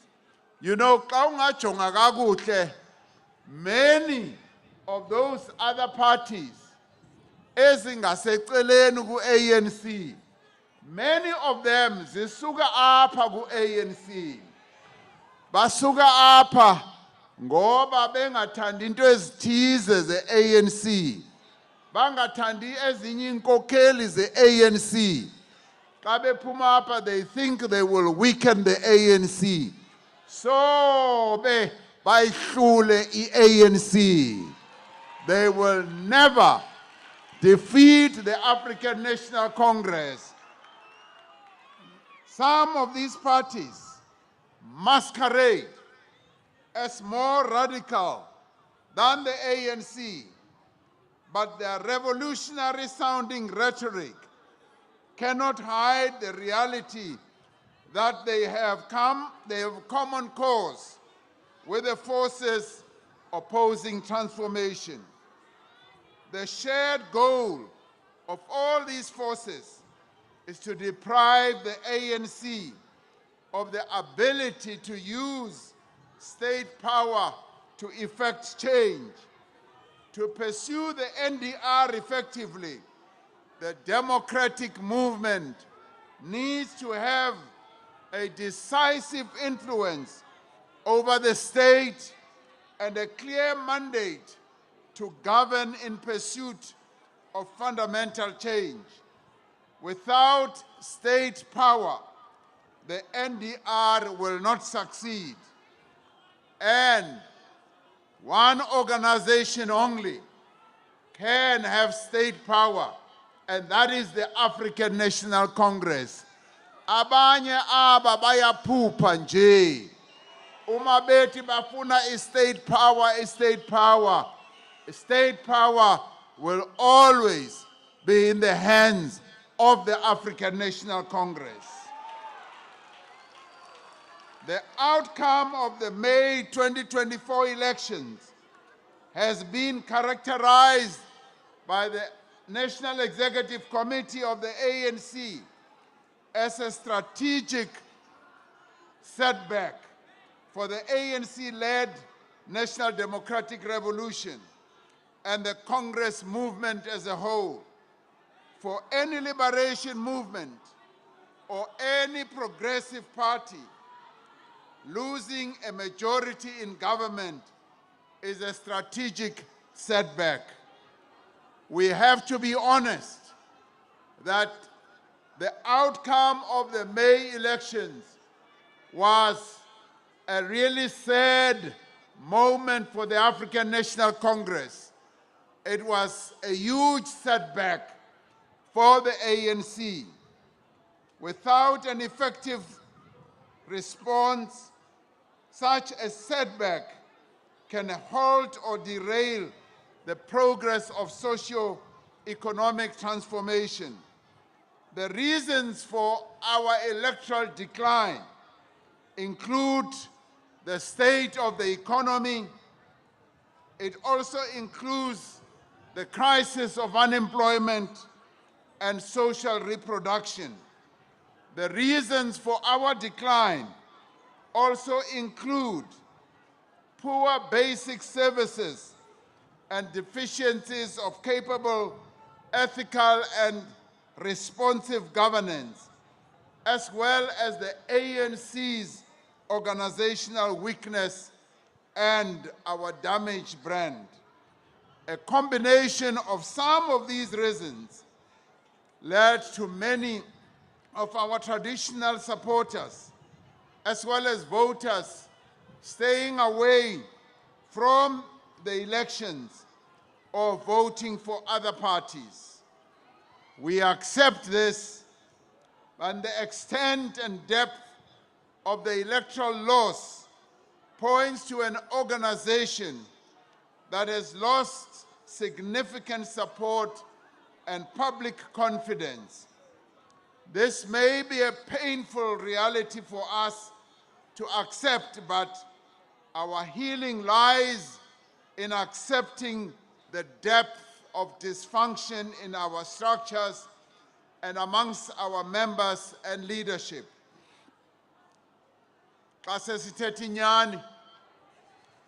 One of the reasons we lost is because our branches have become weak. Our branches are no longer functioning in the way they used to. Izolo bendiphaya eDelft dadibana nomunye umama wathi president ibranches zethu ze-ANC azisekho azisaphili and leyo nto for thina abantu abahamba ne-ANC sukela kudala iyenza ukuthi inhliziyo zethu zibe buhlungu. Loyo mama apha eDelft wayethetha inyani. Many of our other leaders, in going through our various areas, Khayelitsha, eGugulethu, P na P, sifumana ukuthi our branches have become weak. Ndaya naphaya eAthlone, eRylands, eMitchells Plain, and we found exactly the same thing. Our branches have become weak, and the weakening of our branches has led to us losing the ability to govern on our own. So this, comrades, is a huge lesson for us. We need to revive our branches. we need to work hard. Sibe nemvuselelo yama branch wethu. Sevuse ama branch ANC. Senze ukuthi asebenze avuke. The question that the ANC has to answer at this moment was how. At that moment was how, under conditions not of our choosing, how we were going to safeguard and advance the National Democratic Revolution, and how we were going to re-establish the ANC as a credible and well-supported force for progress and change in society. The National Executive Committee, sitting here on stage, swiftly started mapping out various scenarios and options based on the objective reality of an unfavorable election performance. Then NEC had to sit back and ask itself, what do we now need to do? Having come down from 50% to 40%, unanimously, the NEC arrived at a conclusion and a decision to advocate for the formation of an inclusive ANC-led government of national unity. It is on the basis of this NEC mandate that negotiations were held with all other political parties represented in Parliament. The Secretary General of the African National Congress and other officials were then mandated to enter into negotiations with the various political parties in the Parliament and legislatures. In the end, 10 parties agreed to join the ANC-led government of national unity based on the statement of intent. Through the statement of intent, the parties have made a firm commitment to respect the Constitution of our country, to promote the rule of law, and to promote accountability, transparency, integrity, and good governance. The formation of the GNU is a tactical decision to pursue the National Democratic Revolution under new conditions that were occasioned by the electoral setback. The ANC's strategic objective has not changed, but we pursue this objective under conditions we no longer have a majority, when we no longer have a majority to form a government on our own, but in cooperation with other parties.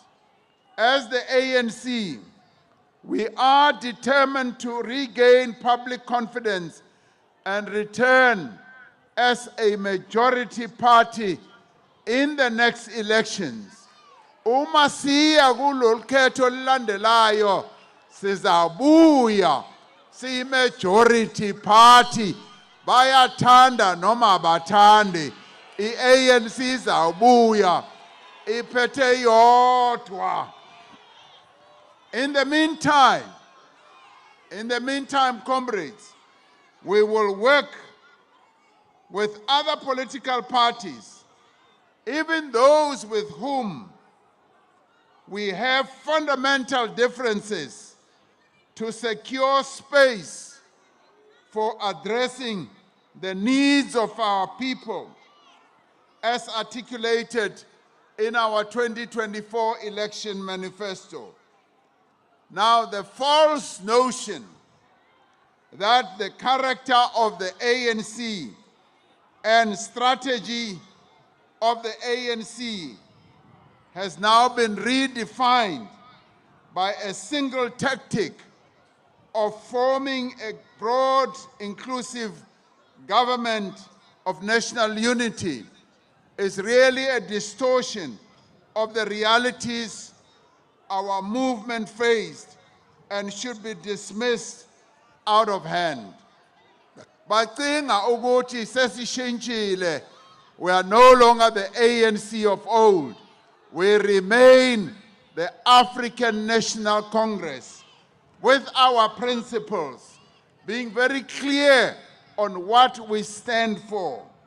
Similarly, the idea that a progressive party cannot engage its opponents in short-term tactical agreements without selling out is a lie and is ahistorical.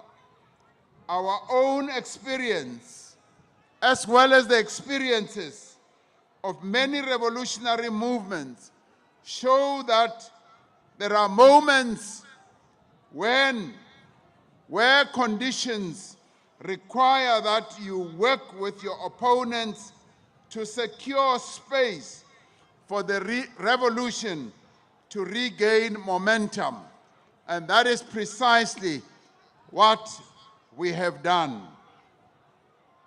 The movement, therefore, has to ensure that the tactical initiative which we gained through the formation of the ANC-led Government of National Unity is being used effectively to open space and to advance to the benefit of the motive forces and all South Africans. In the end, the ANC remains committed to forge national consensus on fundamental issues that affect our diverse nation. While being flexible on tactics, comrades, we maintain firmness of principle. Our determination to implement transformative laws and policies adopted by the Parliament of our country, such as the Basic Education Law Amendment, the BELA Act, the National Health Insurance, the NHI, and other important pieces of legislation will continue without any reversal and without any doubt. That is how the ANC will continue. We call on all ANC cadres who are deployed in government to move with speed and to confidently build strategic momentum for the rapid implementation of the priorities of the 7th Democratic Administration. This is not the time to be tentative or to be doubtful, but this is the time to be decisive and to move forward with a great deal of confidence. Now, we have a number of priority actions that we are going to be focusing on with specific tasks for 2025. The strategic task of advancing the NDR does not change year after year because the task is based on the resolutions of our national conference. However, the order of priority actions and the specific tasks and the specific line of action will change from time to time, and additional tasks may be added and may arise in each year depending on the changes in the objective conditions that we have to face. Now, the renewal of the ANC remains the #1 priority, while resolving a number of other challenges such as fixing local government, challenges such as the water crisis in our country, challenges such as ensuring that we create more and more jobs. Now, these are challenges that we have to continue to address. Our first priority is decisive and visible action to renew the ANC.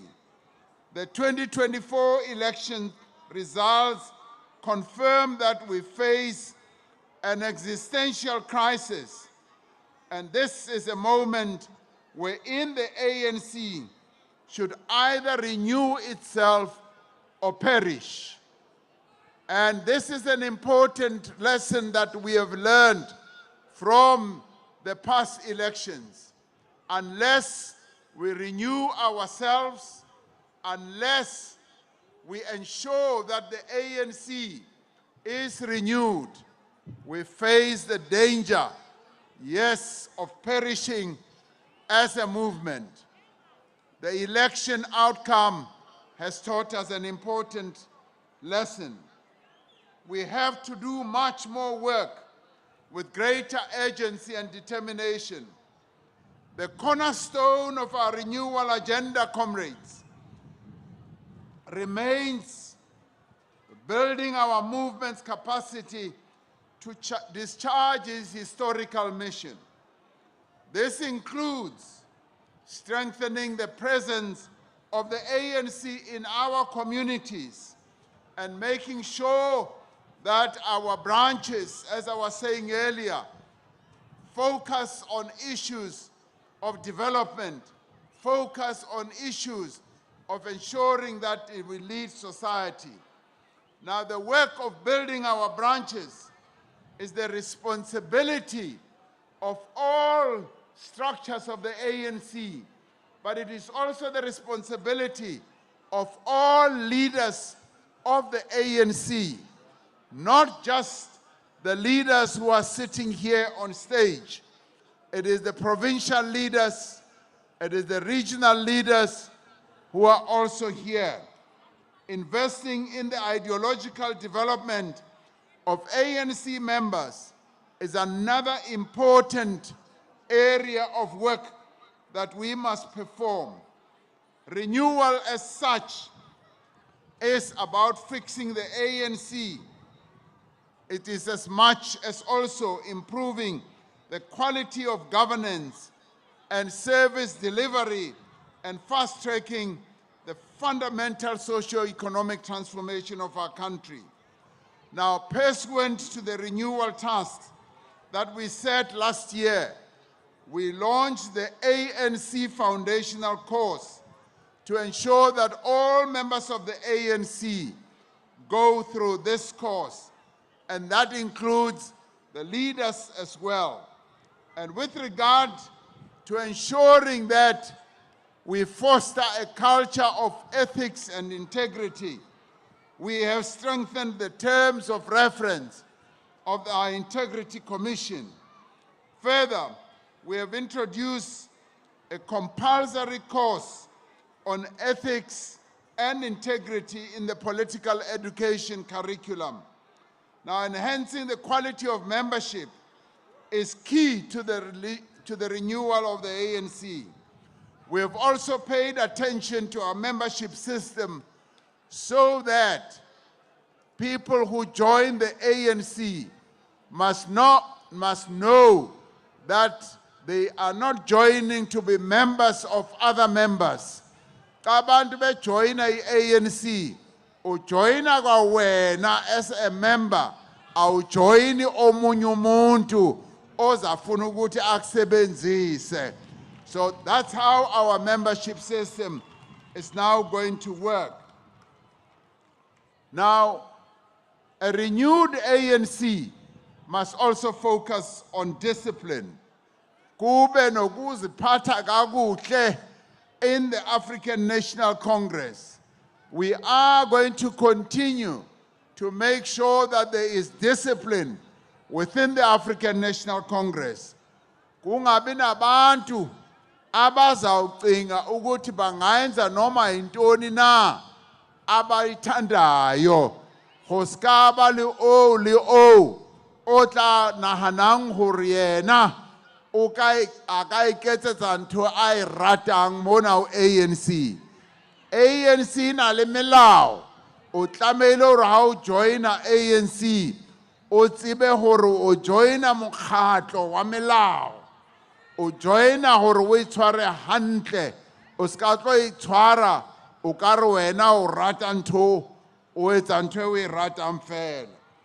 And we said last year, as renewal gains momentum, those who conduct themselves in conflict with our values, who conduct themselves in corrupt manners, and who become careerists, who become factionalists, and those who actively work against the unity of the organizations will find themselves outside of the ANC. That is already happening. Those who want to divide the organization, they are finding themselves outside of the African National Congress. The renewal of the ANC, therefore, is about ensuring that we have an organization that is going to be based on excellence. So our renewal tasks are well laid out, and we must therefore ensure that our branches embark on various activities that are going to advance the lives of our people in all ways. And we must ensure that our cadres do participate in community activities as well. They must assist the indigents in our communities, the elderly people, to also register for free basic services and access public health services. And one of the tasks of the ANC branch must be to mobilize communities to participate in various other activities. Now, as part of a caring organization that respects fundamental human rights, the ANC members should always be in the forefront to advocate the rights of people with disability, people from the LGBTQI+ community, and also people from vulnerable groups. But we must also make sure that we strengthen our leagues, the ANC Women's League and the ANC Youth League.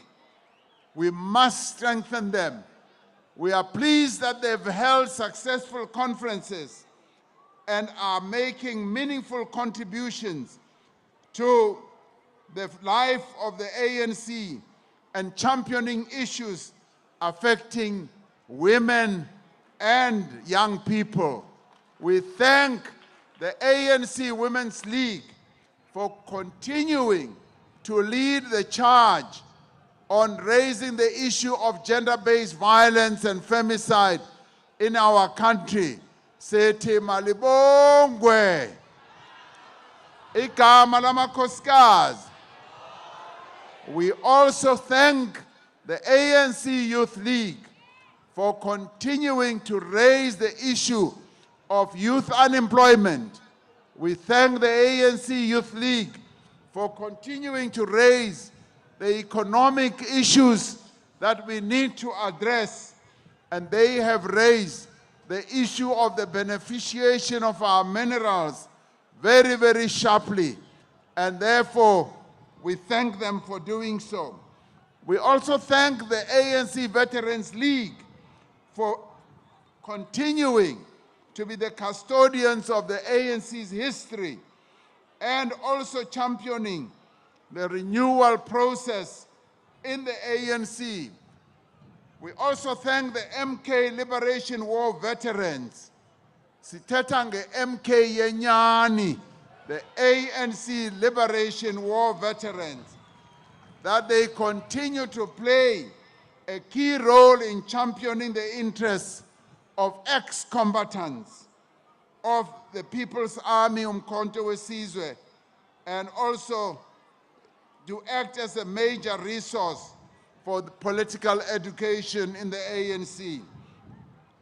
The ANC National General Council that will be held later this year will be an important forum for strategic assessment of the balance of forces both globally and domestically. It will enable a stock-taking of the rebuilding and renewal process of the ANC. So this year, we hold a very important gathering following our last national conference, which is the National General Council, which is an assessment forum for the progress that we have made or not made in advancing the cause of the National Democratic Revolution. Our second priority, comrades, is fixing local government and ensuring that local government works well, ensuring that omasipala bethu basebenza kakuhle.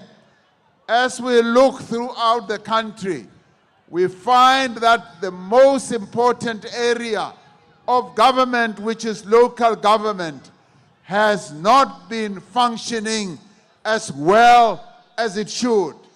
The National Executive Committee has decided that we need to focus on fixing local government, on ensuring that we pay attention to issues of service delivery, of water, as well as energy security. In 2024, we set ourselves the task of resolving the energy crisis and ending load shedding, as well as improving basic services and also improving infrastructure.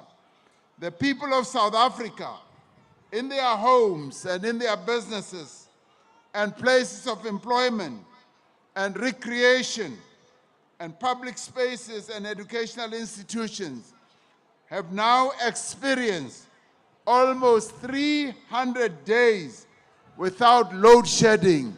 Siyabulela, sibulele i-ANC ukuthi i-load shedding sekuphele almost a year now singenayo i-load shedding. Siyabulela that the ANC directed us in government to focus on ending load shedding. This has improved both the economy and the value, the quality of lives. We commend government as well as the management of ESCOM that they have taken these efforts to address the energy crisis. Building on these advances, we call upon government to ensure that the achievement of lasting and sustainable energy security is long-term and is ensured. We also call on government to address the problem of energy reduction and some power outages that still affect a number of communities and townships. Now, another key problem that we have to attend to is the problem of water. The water crisis in our country is a major crisis. The National Executive Committee of the ANC has resolved that we must now focus on water at a national level and ensure that we embark on various initiatives, because water is life, because water is what keeps all of us alive, and sanitation is dignity. Minister of Water and Sanitation, she describes it very well.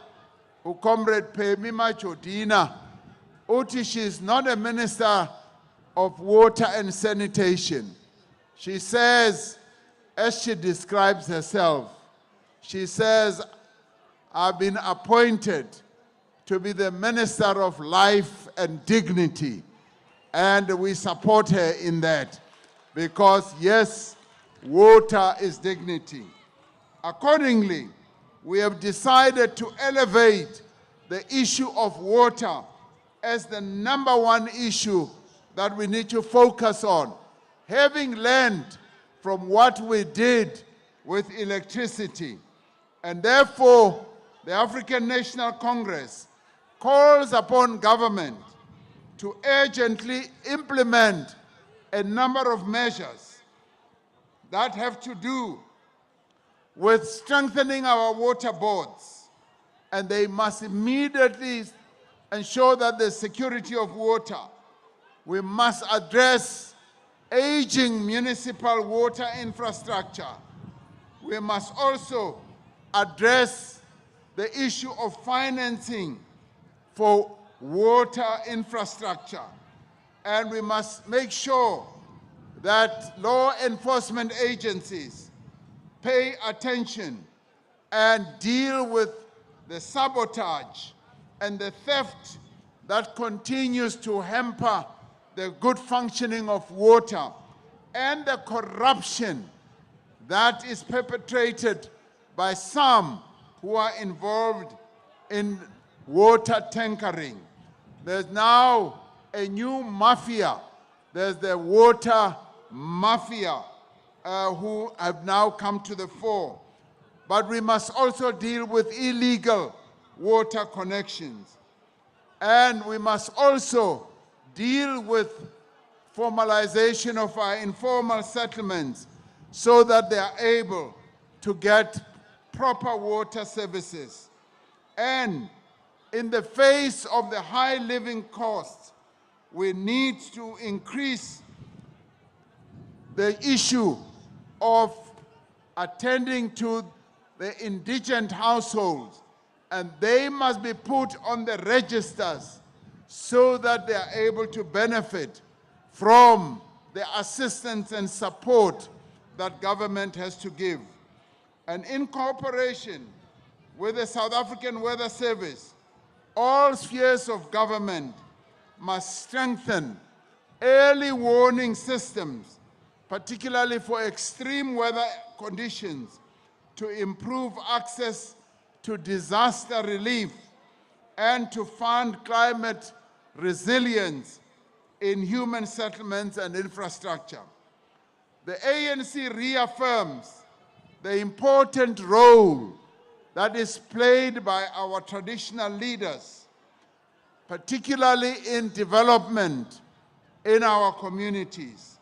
We will continue to work with our traditional leaders in community development and to resolve issues of service delivery. Our third priority is to speed up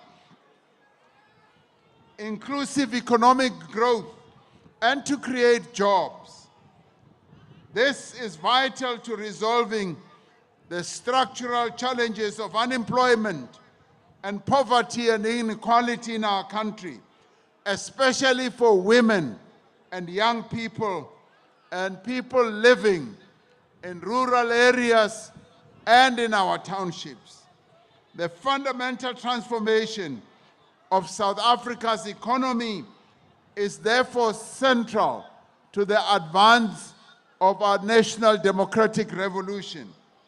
The public employment programs play a vital and important role in mitigating against the unacceptably high levels of unemployment.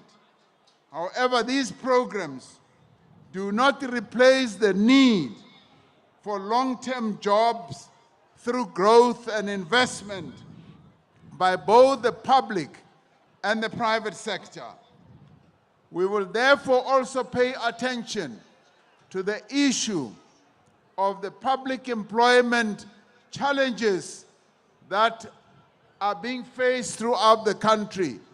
We want to increase the people who participate in our public employment programs, ukuthi EPWP iqhube iye phambili ingabuyeli emuva, and will therefore make sure that we pay attention to some of those challenges.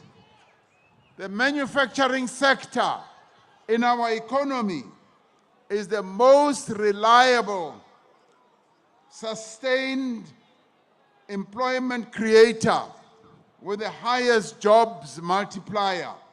Therefore, we want to continue revitalizing our industrial capacity as a country.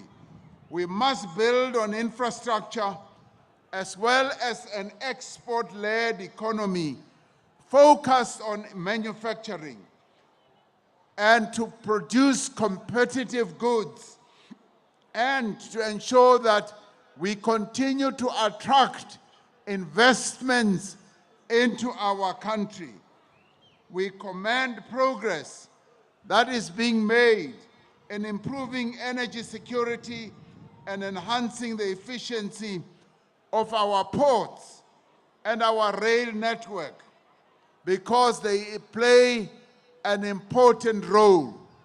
These are some of the reforms where we are beginning to see real progress. We've made progress with electricity.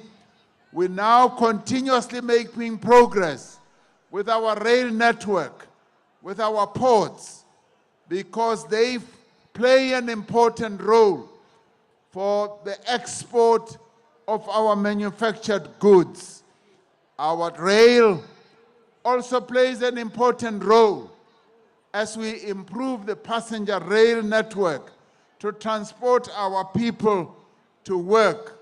The National Executive Committee has decided that we must strengthen our resolve in ensuring that the reforms that are now underway do speed up. And we urge government to accelerate the role and the leverage of our critical minerals endowment, working with other countries also in Southern Africa, so that, as suggested and proposed very strongly by our ANC Youth League, we must now lessen what we do of exporting our minerals in raw form. We must now export finished products by embarking on beneficiation. That is one area that we must focus our attention on. We must also focus on emerging technologies such as satellite for communication, virtual reality, as well as artificial intelligence that have the potential to deliver significant benefits across several sectors, such as education, healthcare, agriculture, manufacturing, defense, and security. We therefore call on government to continue addressing youth unemployment through various strategic interventions that focus on education reform, skills development initiatives, access to the labor market, information technology, as well as entrepreneurship, and the support that needs to be given, yes, to various businesses that are small and medium enterprises. The collaboration between government and the private sector and labor and civil society to create an enabling environment to create jobs for all people in our country. Yes, as we focus on youth unemployment, we must say here categorically, we will also focus on creating jobs for those who are above 35.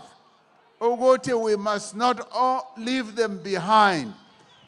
Abanye bayathuka ukuthi as we focus on youth employment, we will leave those who are 35 years and above. Asizobashiya emva. We will also focus on those who are above 35 so that they can also get jobs. Now, focusing on entrepreneurship and small business should also be our area of great activity and initiative.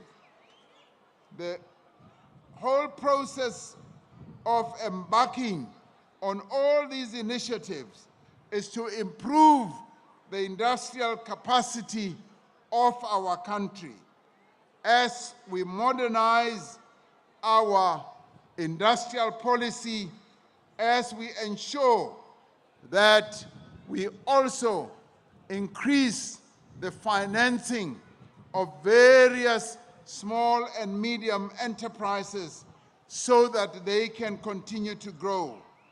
On high growth industries, there should be a focus on agriculture, on mining, on tourism, and the emerging green economy. Whilst here in the Western Cape, having gone to Robben Island to celebrate the formation of the ANC on the 8th, we also realized that our tourism is beginning to really grow. When we went to Robben Island, we heard wonderful news that Robben Island, as a tourism center, much as it is a center of memory, it is beginning to increase its visitors. They now have up to 1,000 visitors a day and are growing to 300,000 and more visitors a year. We want to see more tourism taking place in our townships, in our various areas, and we must be willing to welcome visitors who come. Our district and local municipalities, we want to see them contributing to the transformation of our economies. Municipalities, local government are the centers of economic growth, and that is where we want to see our municipalities promoting more and more growth. We want to promote domestic businesses so that they become more and more competitive, particularly the retail sector.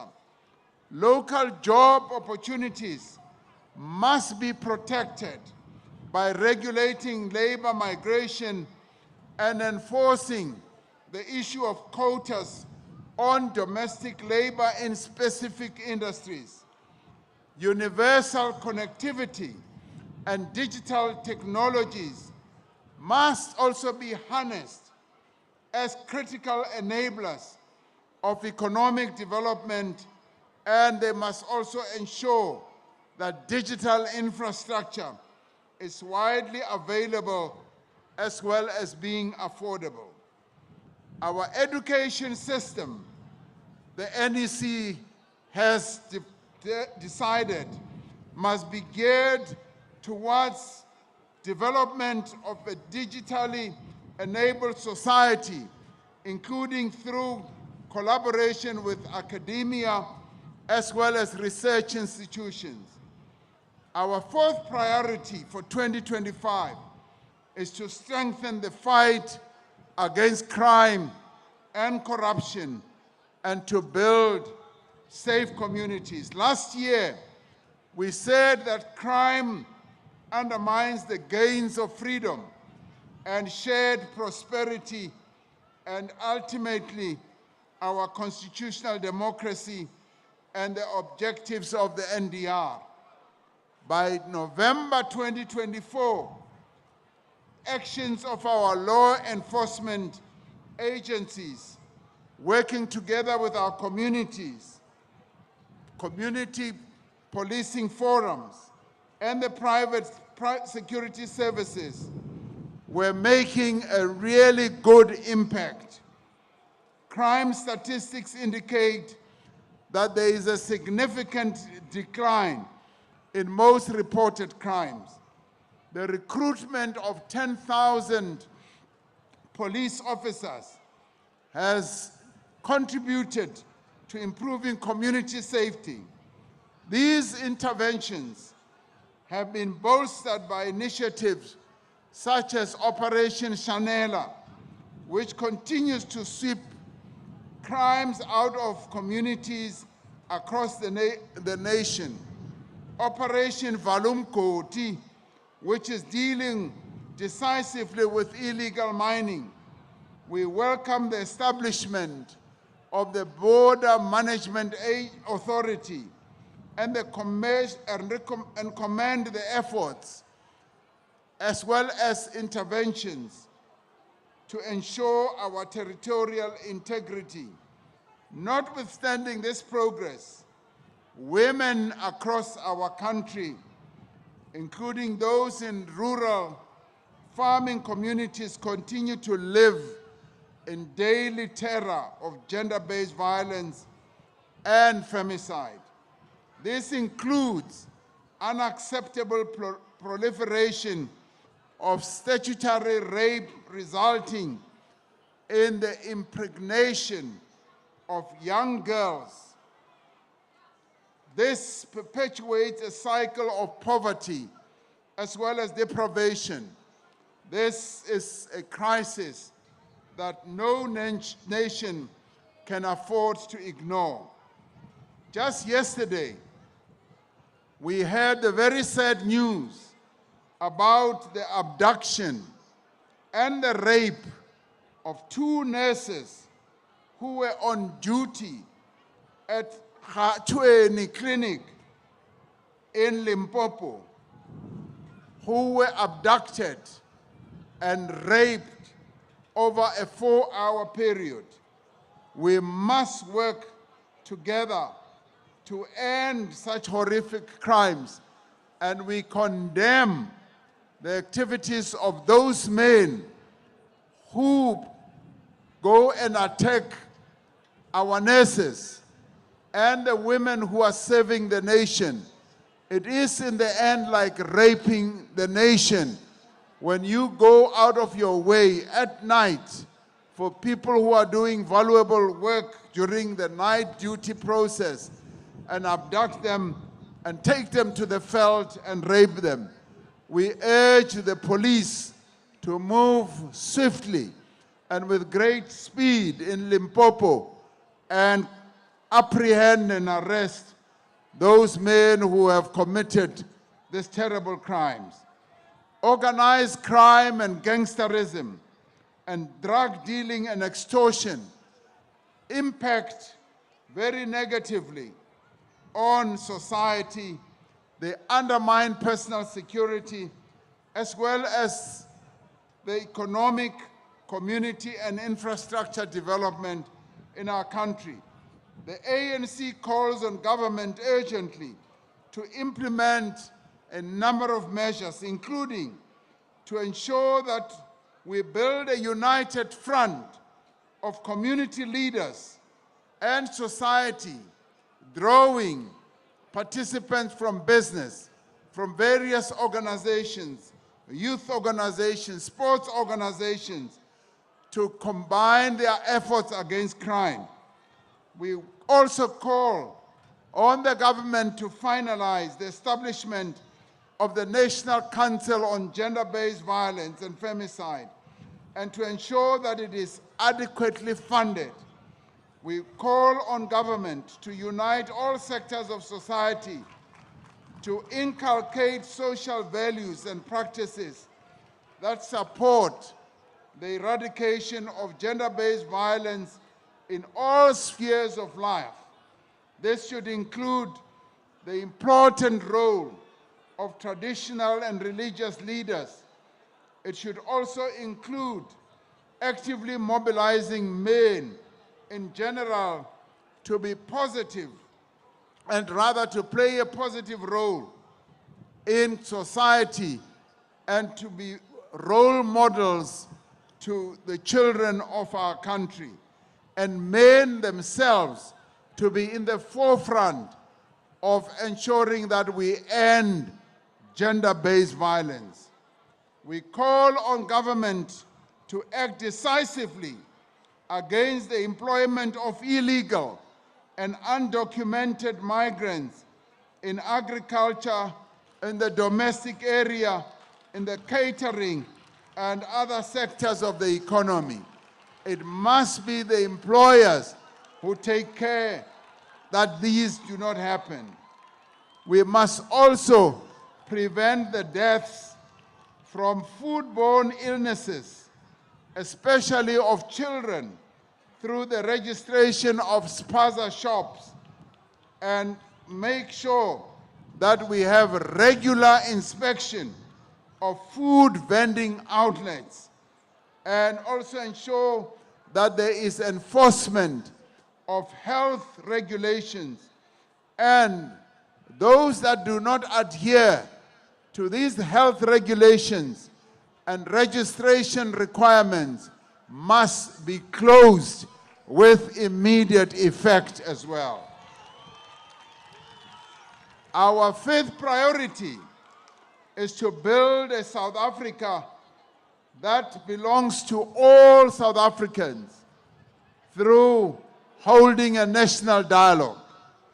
The major purpose of the national dialogue is to create an inclusive and transparent process to shape a new socio-economic political consensus in our country. Progressive forces in our country have a proud tradition of engagement, of collaboration, of discussion and participation. And we want to see that happening. It has always happened in the various processes that have ensued in our country from decades and decades ago. We want to see the establishment of ensuring that this dialogue proceeds as we have envisaged, with full participation of all various sectors of our society. The establishment of a government of national unity has also advanced and enriched the legacy that we have had in the past, which taught us the importance of building bridges across narrow divides and race, class, religion, and party politics, so we can create a country that truly belongs to all. So the national dialogue therefore offers us a comprehensive platform for all citizens to be part of the political process and reclaim our political agency. The national dialogue will create a safe space so that all South Africans can have discussions and solutions to the difficult and different issues that continue to face our country, particularly the economic exclusion of many in our country, the social inequality, as well as the societal marginalization of many in society. Only by doing this can we ensure that the national dialogue rekindles and restores public participation as the expression of people's power. The ANC calls on government to make sure that it makes resources available and support the process of the national dialogue.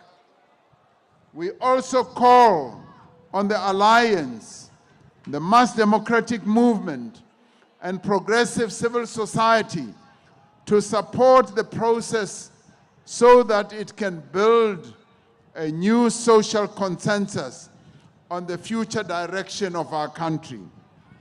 Our sixth priority, comrades, is to build a better Africa and a better world. Globally, the world is in the throes of several crises.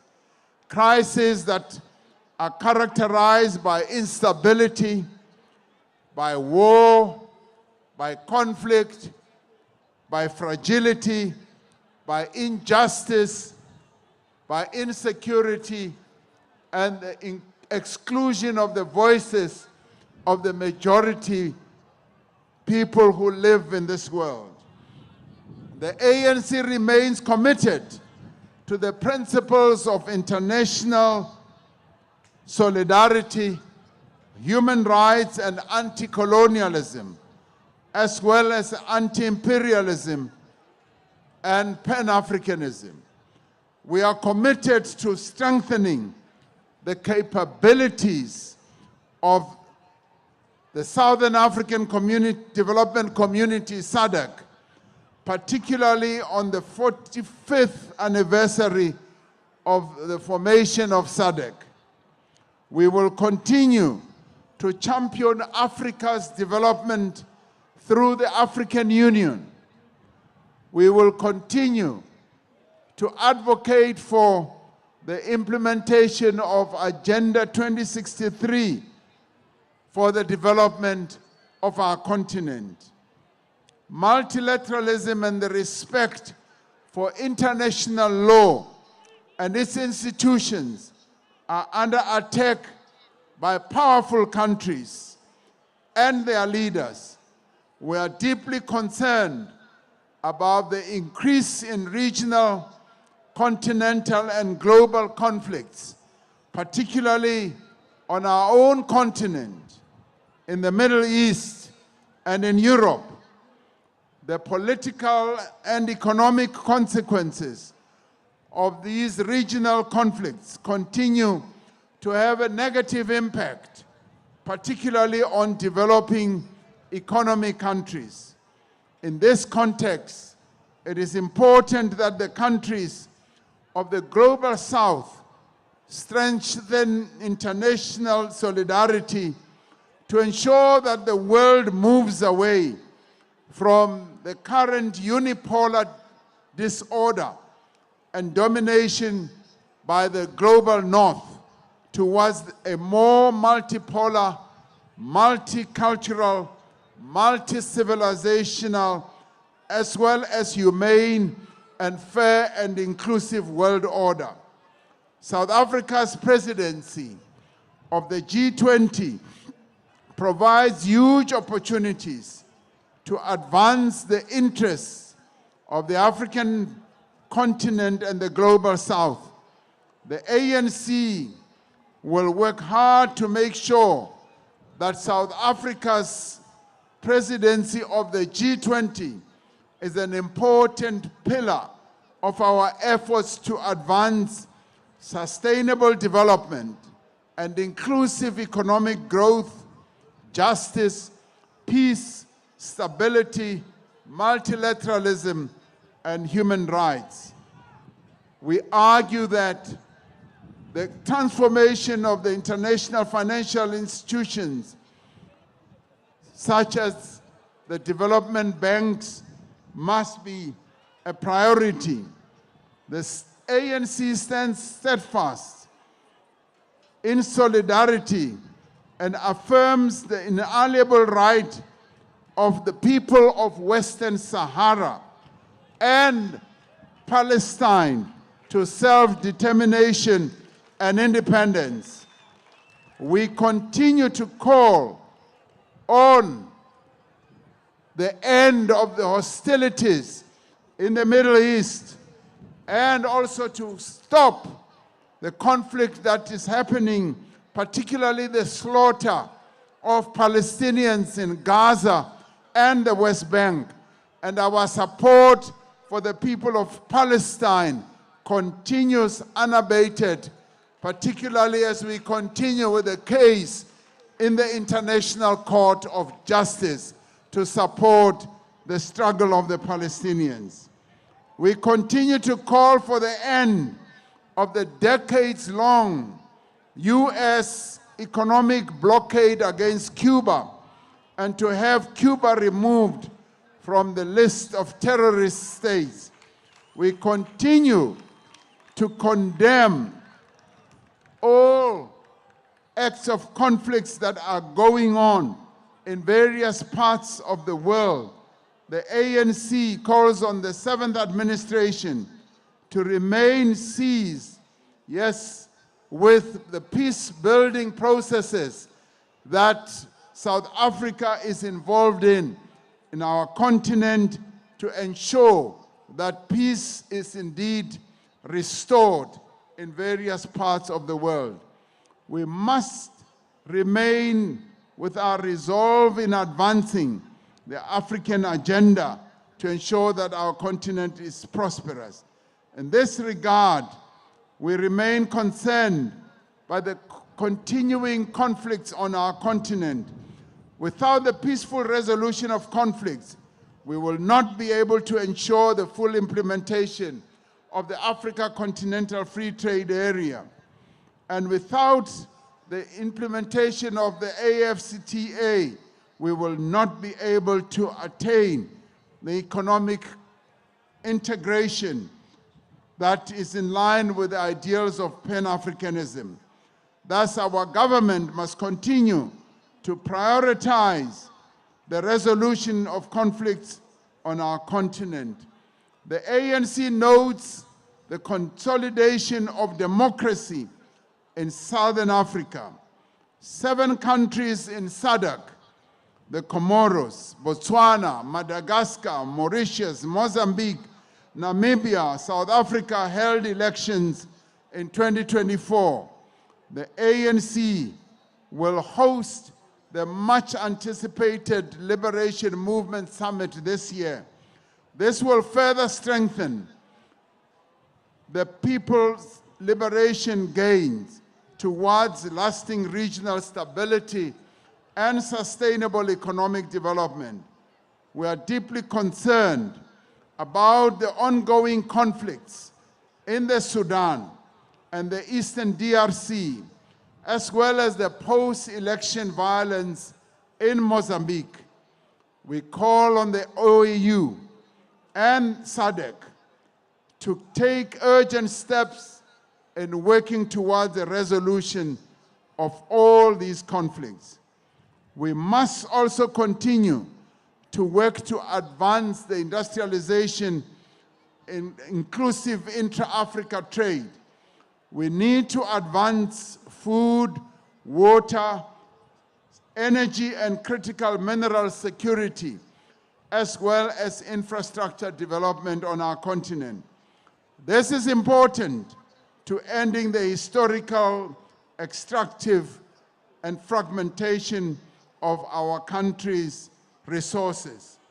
On this occasion of the 113th anniversary of our movement, we are proud to announce that the NEC has awarded key patriots in our country, 3 patriots and veterans of our movement, the highest honor of Isitwalandwe Siaparangwe. As you know, it is on this occasion that the National Executive Committee awards these very high honor on those who have served the movement with dignity. And these 3 outstanding comrades are comrades Klo Theophilus Cholo, Dr. Mana Mildred Ramakaba Lesiaya, and Comrade Nkosinati Benson Fitla. We salute them for their extraordinary contributions to the struggle of the people of South Africa for freedom and equality. On this day, we honor them and we uphold them, and they join the group of those people who have been honored with isithwalandwe siaparangwe, those who have been recognized by our movement as having made outstanding contributions, and those will be awarded their isithwalandwe as we move towards conclusion today. On this day, we also congratulate the winners of the 2024 ANC Branch Awards. The baton of struggle in the South African people's quest for freedom and justice has been passed from generation to generation in both advances and setbacks, in both defeat and triumphs. These generations have remained true to the solemn pledge by the delegates of the Congress of the People that adopted the Freedom Charter, who were able to say, these freedoms we will fight for side by side throughout our lives until we have won our liberty. Today, every member, upon being accepted as a member of the African National Congress, is required to make a solemn declaration which includes a commitment that they will serve the African National Congress with dignity, with integrity, and commitment. They are meant to make this solemn oath. I will work towards making the ANC an even more effective instrument of liberation in the hands of the people. The transformation of our country into a united, non-racial, non-sexist, democratic and prosperous nation inspired by the Freedom Charter and mandated by the Constitution of the Republic of South Africa will indeed succeed. Together, as we work as ANC members, as ANC leaders at all levels, at branch level, at regional level, at zonal level, at provincial level, and national level, we will indeed improve the ability of our economy to create wealth and employment for all. It is in working together too, as an alliance, united in action, that we will be able to attain the objectives that are set out in the National Democratic Revolution. Together, we will improve the quality of services and the integrity, responsiveness, capacity, and accountability of the government, accountability of government in all spheres. The ANC will renew and rebuild itself to unite all South Africans and to provide clear, decisive, and ethical leadership in the achievement of these objectives. It is through all this that the National Executive Committee has set out as the message for 2025 that the National Executive Committee now therefore declares that 2025 will be a year of renewal to make the ANC a more effective instrument of the people to achieve the vision of the Freedom Charter. The people shall govern, the people shall share in the wealth of the country. That is the message of the National Executive Committee of the African National Congress. And with that, we want to thank the people who have gathered here, particularly those in the Western Cape. But we also want to thank those who have traveled from as far as Limpopo, who are here, from as far as Mpumalanga, who are here, from as far as Northwest, who are here, from as far as Gauteng, who are here, from as far as the Northern Cape, from as far as KwaZulu-Natal, and from as far as the Eastern Cape, as far as the Free State. All our provinces are here, and we therefore thank the Western Cape Province leadership and membership for being here in numbers and for being able to have organized such a successful January 8th commemoration. We thank you all for being here. Forward with the renewal of the ANC, forward. Forward with the African National, forward. Forward with the Alliance, forward. Amandla. Amandla. Kyalebucha. Nyabonga. Onse baya danki. We say thank you to all of you for making this January 8th such a successful occasion. Thank you very much.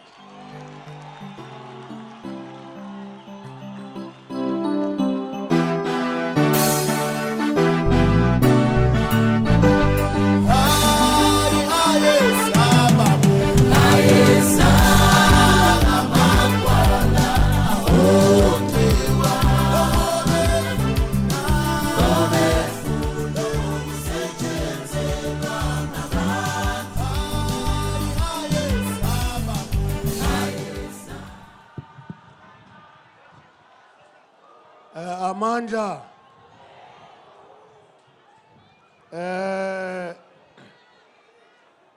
masenze ngolu hlobo. Comrade Mbalula, sondela kum, iman. Whoa. Ngoku sizawukhupha i-awards.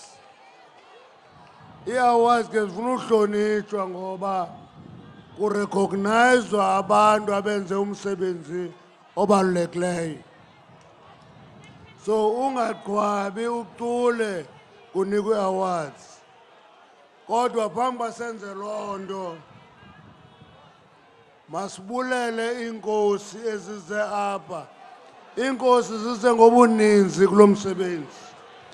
Kakhulu i-House of Traditional Leaders in Khoisan.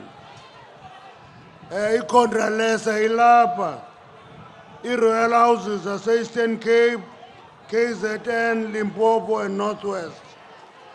Na-Royal House yamanama.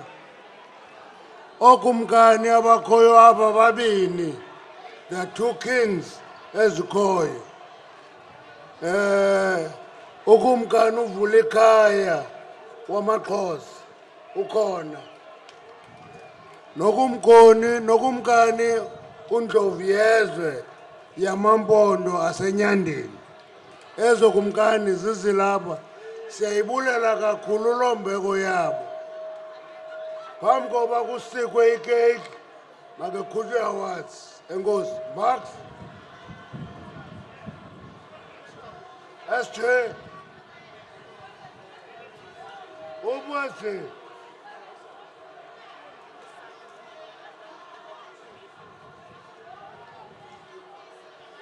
Wangata ulawuleki nje.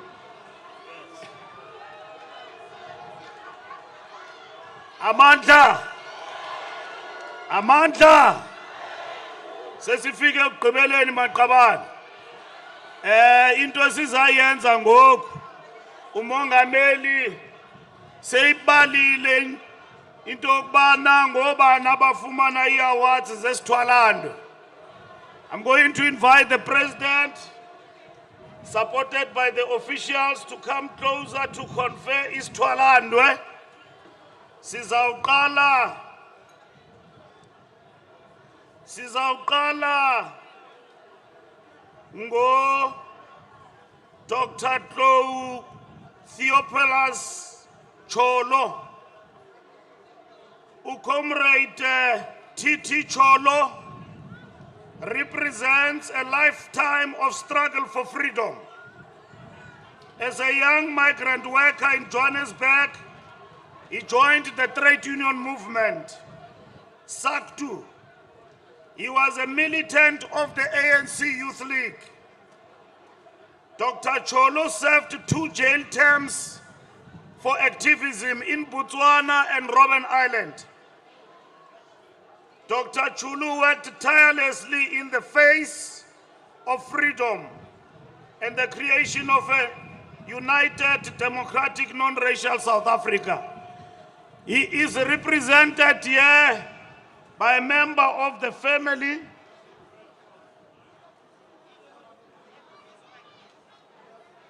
Comrade Dinah.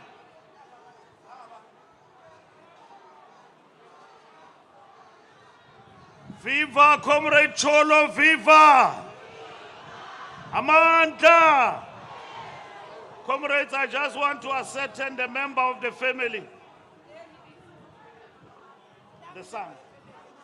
Is represented here by the son of Dr. Cholo. The president will confer the grandson the honor to Dr. Cholo. President, officials come closer.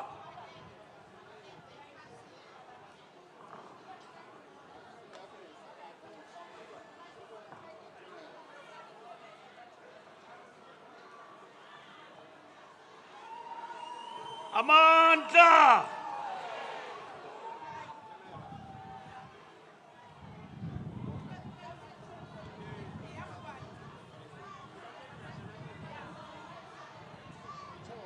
Yes. Cholo. Cholo. Nanso ke maqabane. May I praise, please?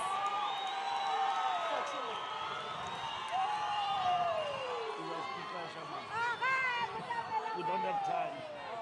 Yes. Enkosi.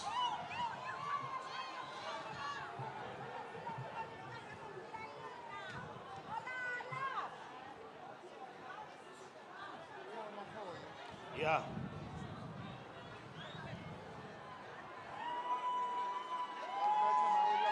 Yes. The next award, comrades, is Twalandwe, will be conferred to Unkosinathi Benson Fihla. Comrade Benson Fihla, after gaining his teacher's diploma in 1952, from Fort Hare Teacher Training College, where he joined the ANC Youth League. He was enlisted by Govan Beki to join his political education classes in Port Elizabeth. Among the first cadres of Umkhonto weSizwe, he formed part of, along with Wisilemini, Govan Beki and others, the first Eastern Cape High Command of Umkhonto weSizwe. Even after his release, Comrade Ben Fihla continued his MK underground work. The president will confer the honor of Isitwalandwe Siaparangwe to Comrade Nkosinathi Benson Fihla.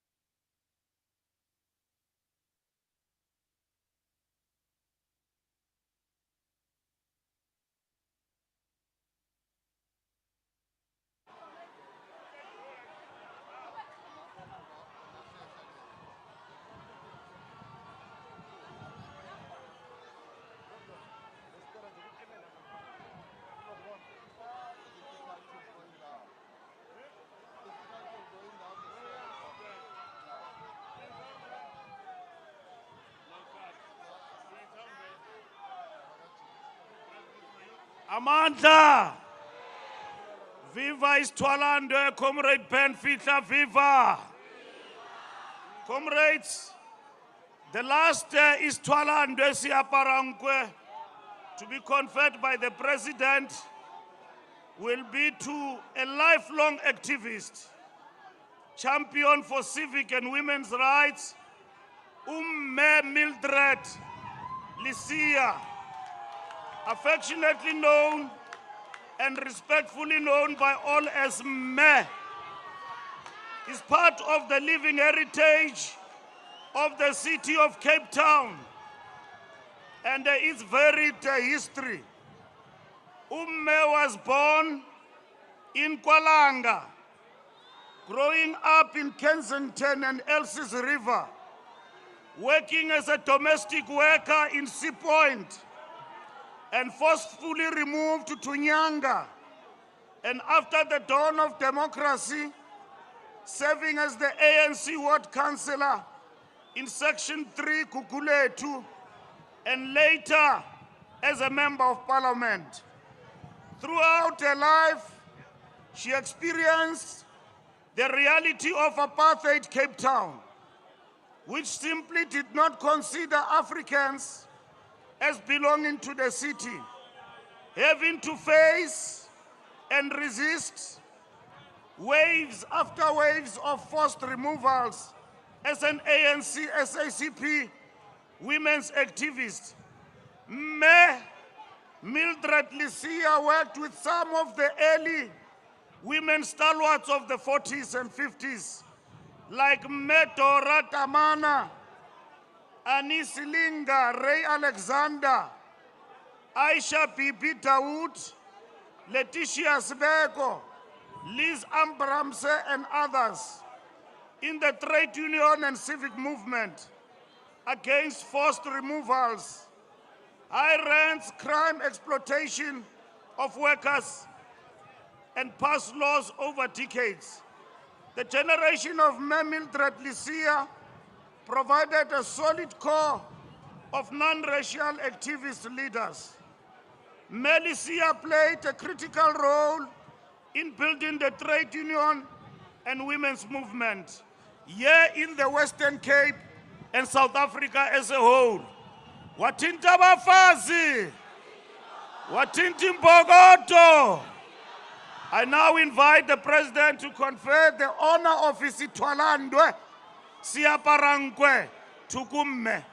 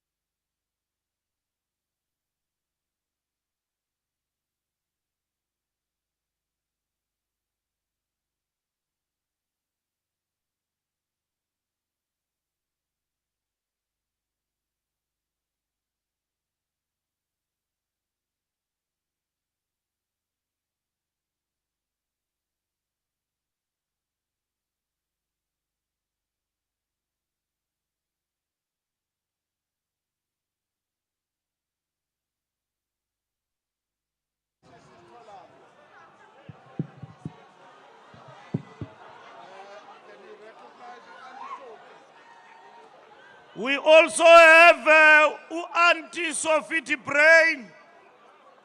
The ANC is Twalando Siaparankwe. Viva Mam Sophie, viva! Comrades Mam Sophie, the ANC am recognizing as Twalandwe. Is one of the women Abamacha on 19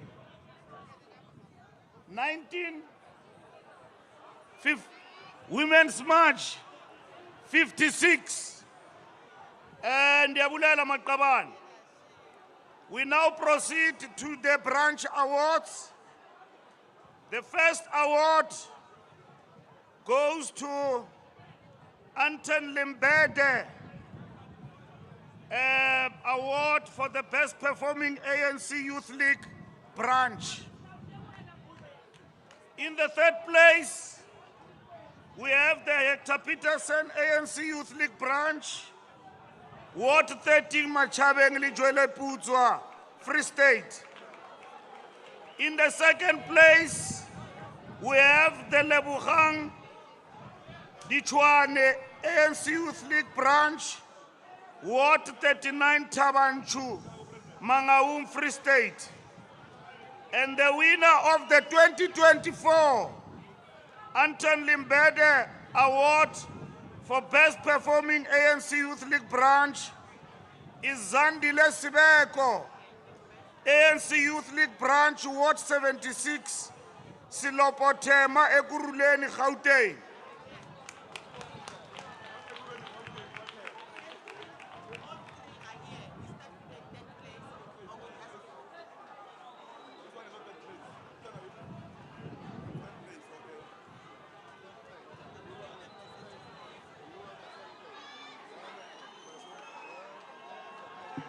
That is the third place, which is Hector Peterson ANC Youth League branch.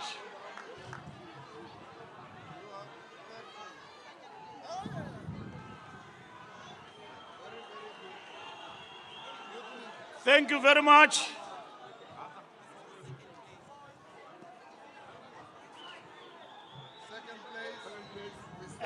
We also have the second place, Lebugang Ichwani, ANC Youth League branch, Ward 39, Taban, Chumangaum, Free State.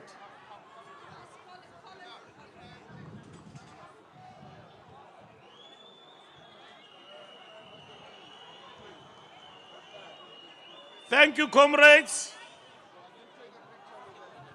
Yes. This is number 3.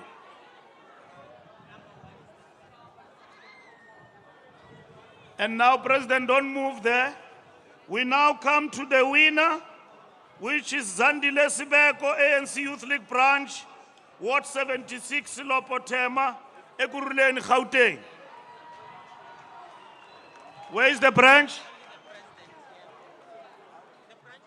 Oh, it will be taken by the President of the Youth League.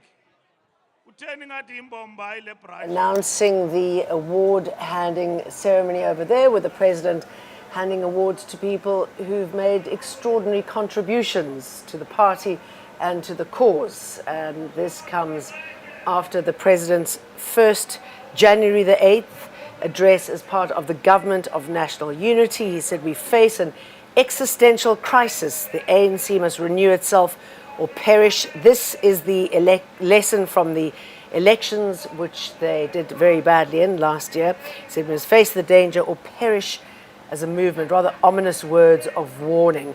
And then he said, listen, next time the ANC is going to get it all. He's projecting regaining confidence of the people to represent their hopes and aspirations. He promised bringing jobs and quality of service, things that we've heard over and over and over again, and better service and integrity, and quoted a lot from going back to the Freedom Charter, based on a society with high morals and giving back to the people. And I noticed throughout the speech that there were a lot of people who weren't even listening. And my guest, Sanusha Naidu, was saying a little bit earlier on, are they even ANC supporters? It's a Saturday, it's a warm, beautiful day in Cape Town. and water is being provided, if you don't mind it being thrown at you. So are these real ANC supporters? I mean, there were some listening to every word of the president, but as I said, many were milling around outside and had already gotten on the buses provided to go home. He also mentioned targeting those who are corrupt and who become factionists. They will find themselves outside of the ANC, he said. Again, that's another thing that we've heard before, and we wonder what he's talking about. Just look at Similani, implicated in VBS-linked corruption, and she was just moved from one portfolio to another. He also touched quite a bit on the relationship between COSATU, the SACP, and the ANC. We know that the SACP want to contest the next elections, but the president was saying that we're stronger than ever before, and was eulogizing a lot about the relationship of the alliance. He also touched on the forces trying to destroy the ANC, and I wonder if that was not a jibe at the former president, Jacob Zuma. And those are the sort of things that we've got to look forward to in the next couple of weeks or so. Jacob Zuma said if he's not reinstated into the party, he's going to take the legal route. Cyril Ramaphosa also touched on the ongoing and continued support of Palestine, how the SADC region need to be strengthened. He mentioned the G20, which is going to be taking place on South African shores in the near future, and that's obviously incredibly important. We know that Donald Trump has been invited. In 10 days' time, he takes up the presidency, so it'll be interesting to see what sort of relationship we, the ANC, the government, and the country has with the US. And, well, it's 2025. It can only be better than last year and the year before. Certainly imagine that that's what the ANC is hoping for. Let's go back to these awards that are being handed out.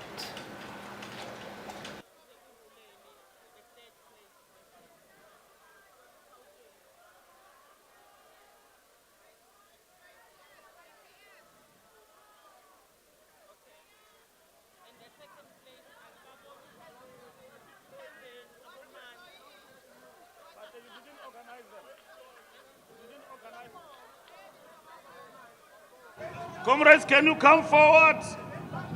Number one, number... Ehlanzeni.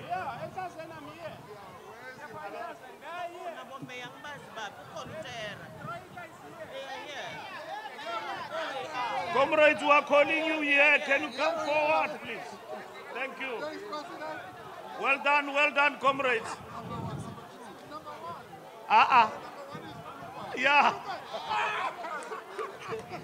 Izani ngaphambili kuma comrades. Sihlalo. Thank you.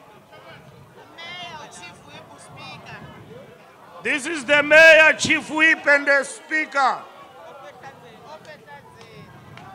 This is number 2, Ehlanzeni. Iphi ekuruleni. Ekuruleni bakuphi?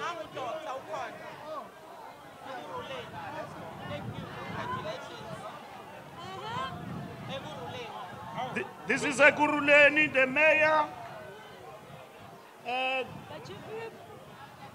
the chief whip, and the provincial secretary. Utike ufuna ndimazisa apha madoda. Kwiswele. Yes. Comrades, yani ngaphambili nophala.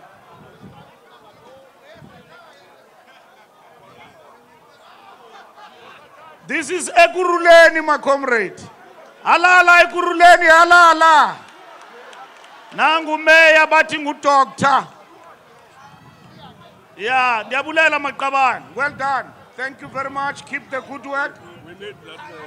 Yeah. Units of our reaching. We need something. Exactly. Yeah. Yeah. The winner is Pulukwani municipality.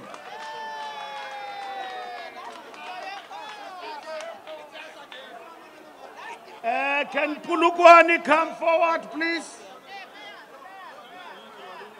It is the mayor, the chief whip,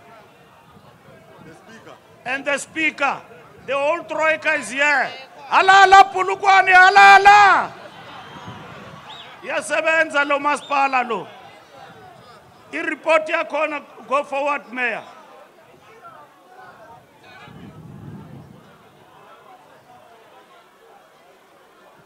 Nopala, they are accompanied by the provincial secretary.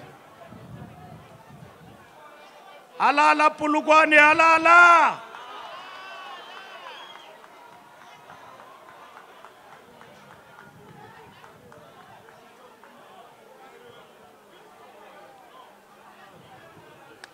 Comrades, we come now to the last award, which is Sol Plaatje Award for the best performing ANC branch in 2024. In the third place, we have two joint branches. ANC branch Ward 41, Rustenburg, Bujanala Northwest, and ANC branch 133, Johannesburg, Gauteng. In the second place, we have ANC branch Ward 8 in Dr. J.S. Moroka, Nkangala region, Mpumalanga. And the winner, comrades, of Sol Plaatje Award for Best Performing ANC Branch in 2024 is ANC Collins Chabani Branch, Ward 29, Vembe region, Limpopo.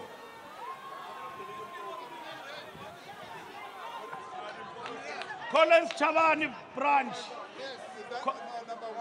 Yeah, this is number one. Wait.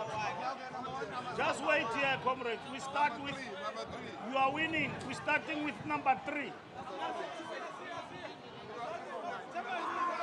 Okay. The third place is ANC Ward 41, Rustenburg, Bujanala. ANC Ward 33, Johannesburg, Gauteng.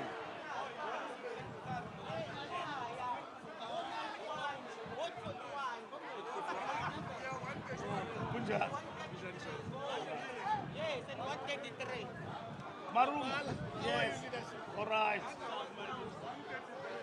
What 33 and what 41? Thank you very much. The Yes. branch. Yeah. Yes, Chief. No pala. We are here to take number 3. Yeah. Next year will be number 1. Yeah.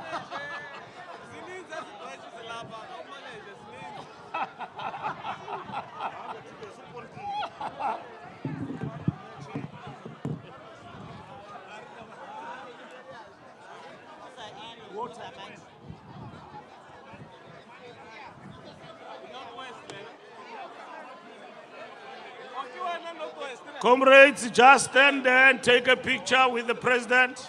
Thank you.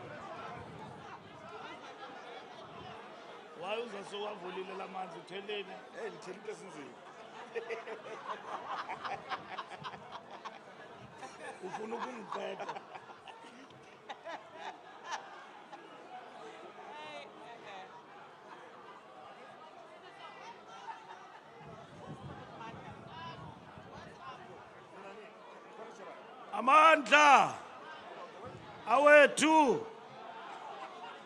Thank you very much, comrades. We now invite the winning branch. Well done. Well done. Well done. It's possible. Well done. Yeah, it's possible.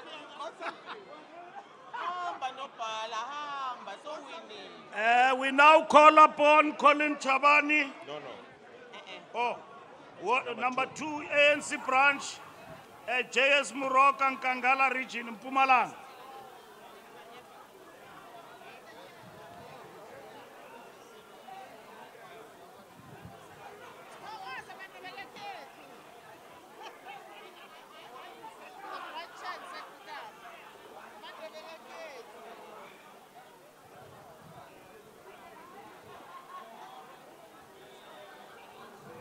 Ninga jahi ma comrade.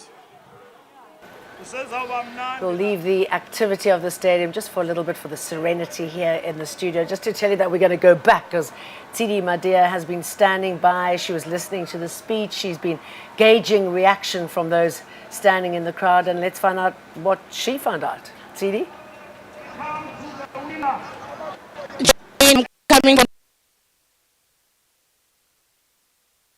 heard the speeches. We've seen awards being handed out. Fikile Mbalula, the ANC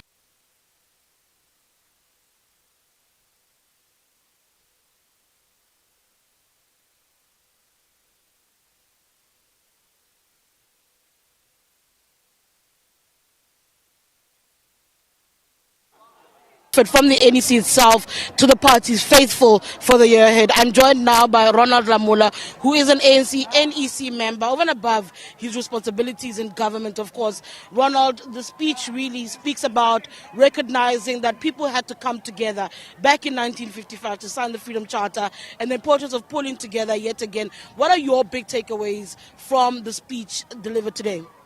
The fact that we have to share the country's wealth for everyone, and which is a clear call of the Freedom Charter, that the country's wealth must be shared. It's a clear call to respond to the issues of economic growth, the issues of unemployment, the issues of ensuring that we create jobs. We also ensure that people have access to the land that they need for whatever social or economic activity, to also resolve a number of issues the country is facing. Crime that we have to resolve, to confront the challenges of water, and the reality that we have had success with the electricity situation, learn from it, and get to find solution, particularly to the water a challenge that we are now facing. So all these issues collectively looked at must lead us to economic growth, social cohesion, and also to build a country that is politically and economically sustainable. Following, of course, last year's elections performance, I thought it would be important to read the tone of the president as he delivered the speech today. But he did speak about remaining confident despite the results, the importance of putting a firm footing before the electorate for the ANC. Yes, it is important that the ANC itself should strive to renew itself, to respond to its own internal challenges that he spoke to, so that we are able to advance the interests of the people of South Africa, because the ANC does not exist for itself, doesn't exist for its own sake. It exists to execute the national democratic revolution, to resolve the people's challenges. So his speech guides us, gives tasks to us as the leadership of the ANC, the structures from a branch level, that these are the tasks that we have to execute to respond to the call for renewal. You're not worried about a pushback from ANC branches? I mean, at the end of the day, he says the reason why the ANC lost, and well, at least had the reduced majority at the polls, is because of the weak branches in the organization. You're not worried that there'll be a pushback, that branches will feel that that's an unfair characterization of what's happened? No, we are not. We have to be self-critical, self-analyzing, and be able to respond, strengthen the role and the work of the basic unit of the ANC structures, so that they don't only exist for conferences, but they exist to be campaigning active structures, dealing with the local issues on a day-to-day basis. When you speak about the regulations, the crime, and whatever issues happening at the branch level, at the ward level, we must be able to find the branch being active, helping and resolving those challenges at their level. Obviously, there are other issues that belong to the region, to local government, to provincial government, and also to the upper structures, which we also have to attend to. I'm about to let you go, but before I do know that in the week you're going to be making your way to Mozambique. There is an inauguration, but we've been watching a crisis unfolding, an impasse following the October elections. Your thoughts about Mozambique as you head there? I do recognize that SADC is still trying to resolve the issue.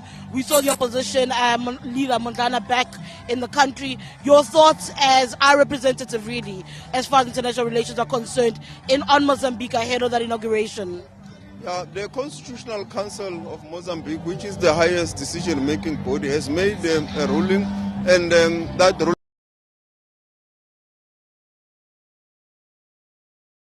outcomes, but also to call for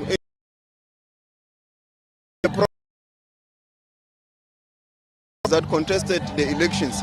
SADC has dispatched a committee of elders that will interact with everyone. So parties should respect that, and we are hopeful that they will also put the interest of their country above everything else and everyone, and also their own subjective interests. We also had our own challenges here in the country, but we had to put the interest of South Africa and everyone above everything to ensure that there is political and stability in our country. And I call for that also for the people of Mozambique. Mozambique has already made advances in the economy. It has experienced relative peace for many years. We cannot afford to have it going back. And for it to move forward, all the leaders will have to rise above. All right, thank you so much. That's Ronald Lamula, who's also a Minister of International Relations. He'll be making his way to Mozambique in the coming days, of course, for the inauguration of Daniel Chapo, following really a hotly contested election and an outcome that's by and large been rejected by citizens of Mozambique as they call for an end to Frelimo. Mind you, Frelimo is a sister party, sister liberation linked to the ANC that has long-standing relations with the ANC. Speaking of the comments he made regarding the president's speech earlier, the president of the ANC, of course, in this capacity, saying that, water is an issue. Ramaphosa likening the issue of water to the issue of electricity, taking the credit as a political party for the urgency that was eventually poured into dealing with the issue of electricity, saying that they've got to approach water from the same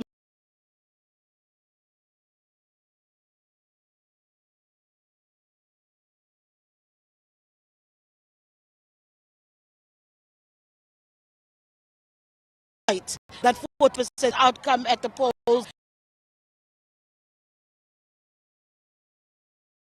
Weaker ANC at branch level. Remember, this party views branches as basic. What a good time to end as the cake gets brought onto the stage. Residents. People have been standing by, some of them since 7 o'clock this morning, to hear what the president was going to say about what's going to be happening this year, looking back at the disastrous performance at the last elections and what the party's going to do about it. They've been here, as I said, since 7 in the morning. There's been quite a bit of entertainment. The minstrels have been out and about. And it's at the Mandela Park Stadium in Khayelitsha.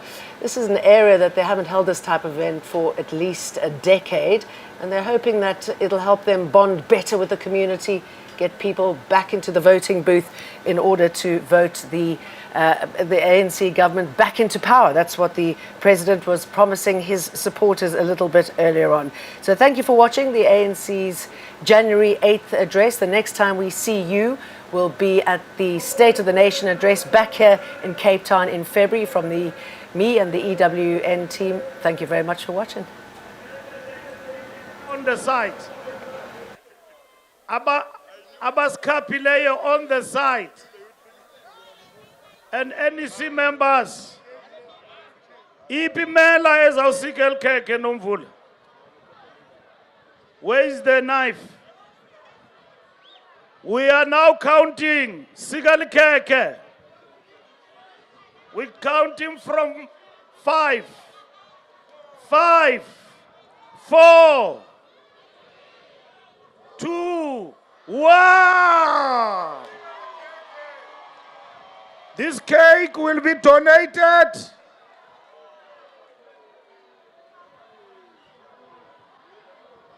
Thank you very much.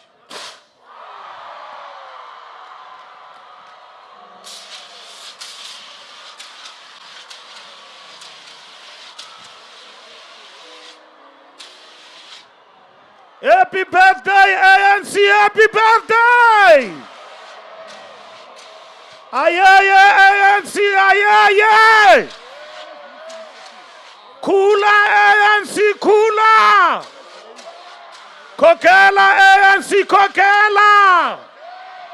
Pata, ANC! Pata! Kokela, Ramaphosa! Kokela! Pata, Ramaphosa! Pata! Aye, Khayelitsha! Aye! Aye, Khayelitsha! Aye! Phansi nge-DA phansi! Amandla! Ndimvile upresident encoma abantu baseMpumalanga na-PPP Mongameli ngabantu baseKapa apha. Asizisanga abantu bezinye iprovince. Siyabulela JJ. Ne team yakho and everybody else. Sibulela upresident wethu. Ngentetho asinike yona. Masiqhubeke ke maqabani. Kuzawubethwa enye into endingayaziyo ngokamapiano. Who's responsible for this session? Happy, happy, Ubano patayo. Uko patko mafani. To you. Kuyoza kuba ngoku. Batate ntanga. Happy, happy, happy, happy birthday, ANC. Everybody, happy, happy, happy, happy birthday, ANC. And Geneva, happy, happy, happy, happy birthday, ANC. Happy, happy, happy, happy birthday, ANC. Somebody scream, happy, happy, happy, happy birthday, ANC. Underneath, happy.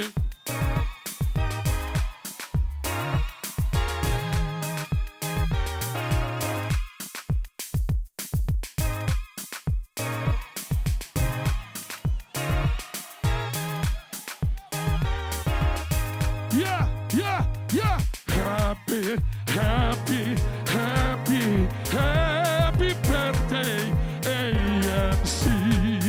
Yeah, yeah, yeah. Happy, happy, happy, happy birthday, ANC. 2, 3, 4. Happy, happy, happy, happy birthday, ANC. Hey, hey, happy, happy, happy, happy birthday, ANC. Happy, happy, happy, happy birthday, ANC. Happy, happy, happy, happy birthday, ANC.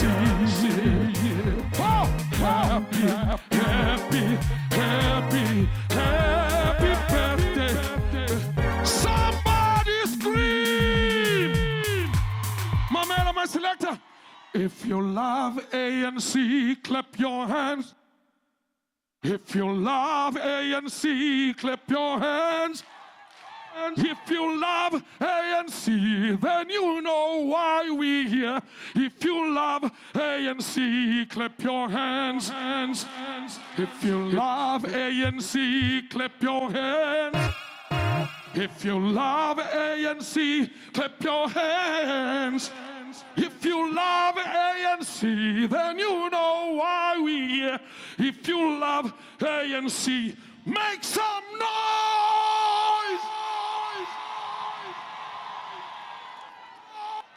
Ndinikelele ndathi nabo abantu bam abazalana nam bendinikelele ndathi nabo abantu bam abazalana naba abazalana naba isandla abazalana nam naba abazalana nam naba abaza bendinikelele ndathi cela uyiyisela bantu bam abaza bendinikelele ndathi nabo abantu bam abazalana naba abazalana nam naba abazalana nam naba abazalana nam naba aba bendinikelele ndathi nabo abantu bam abazalana Bedinitelele datintinabo abantu bam abazalananam naba abazalananam naba abazalananam naba abazalananam naba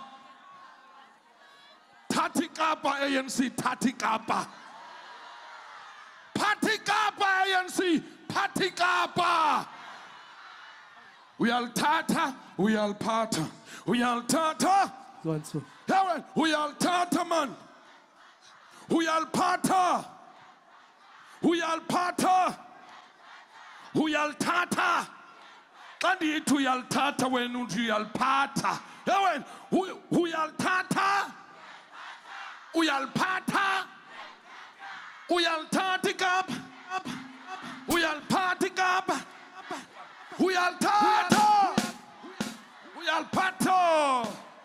Somebody make some noise. Makobane, are you ready for Tumbo? What?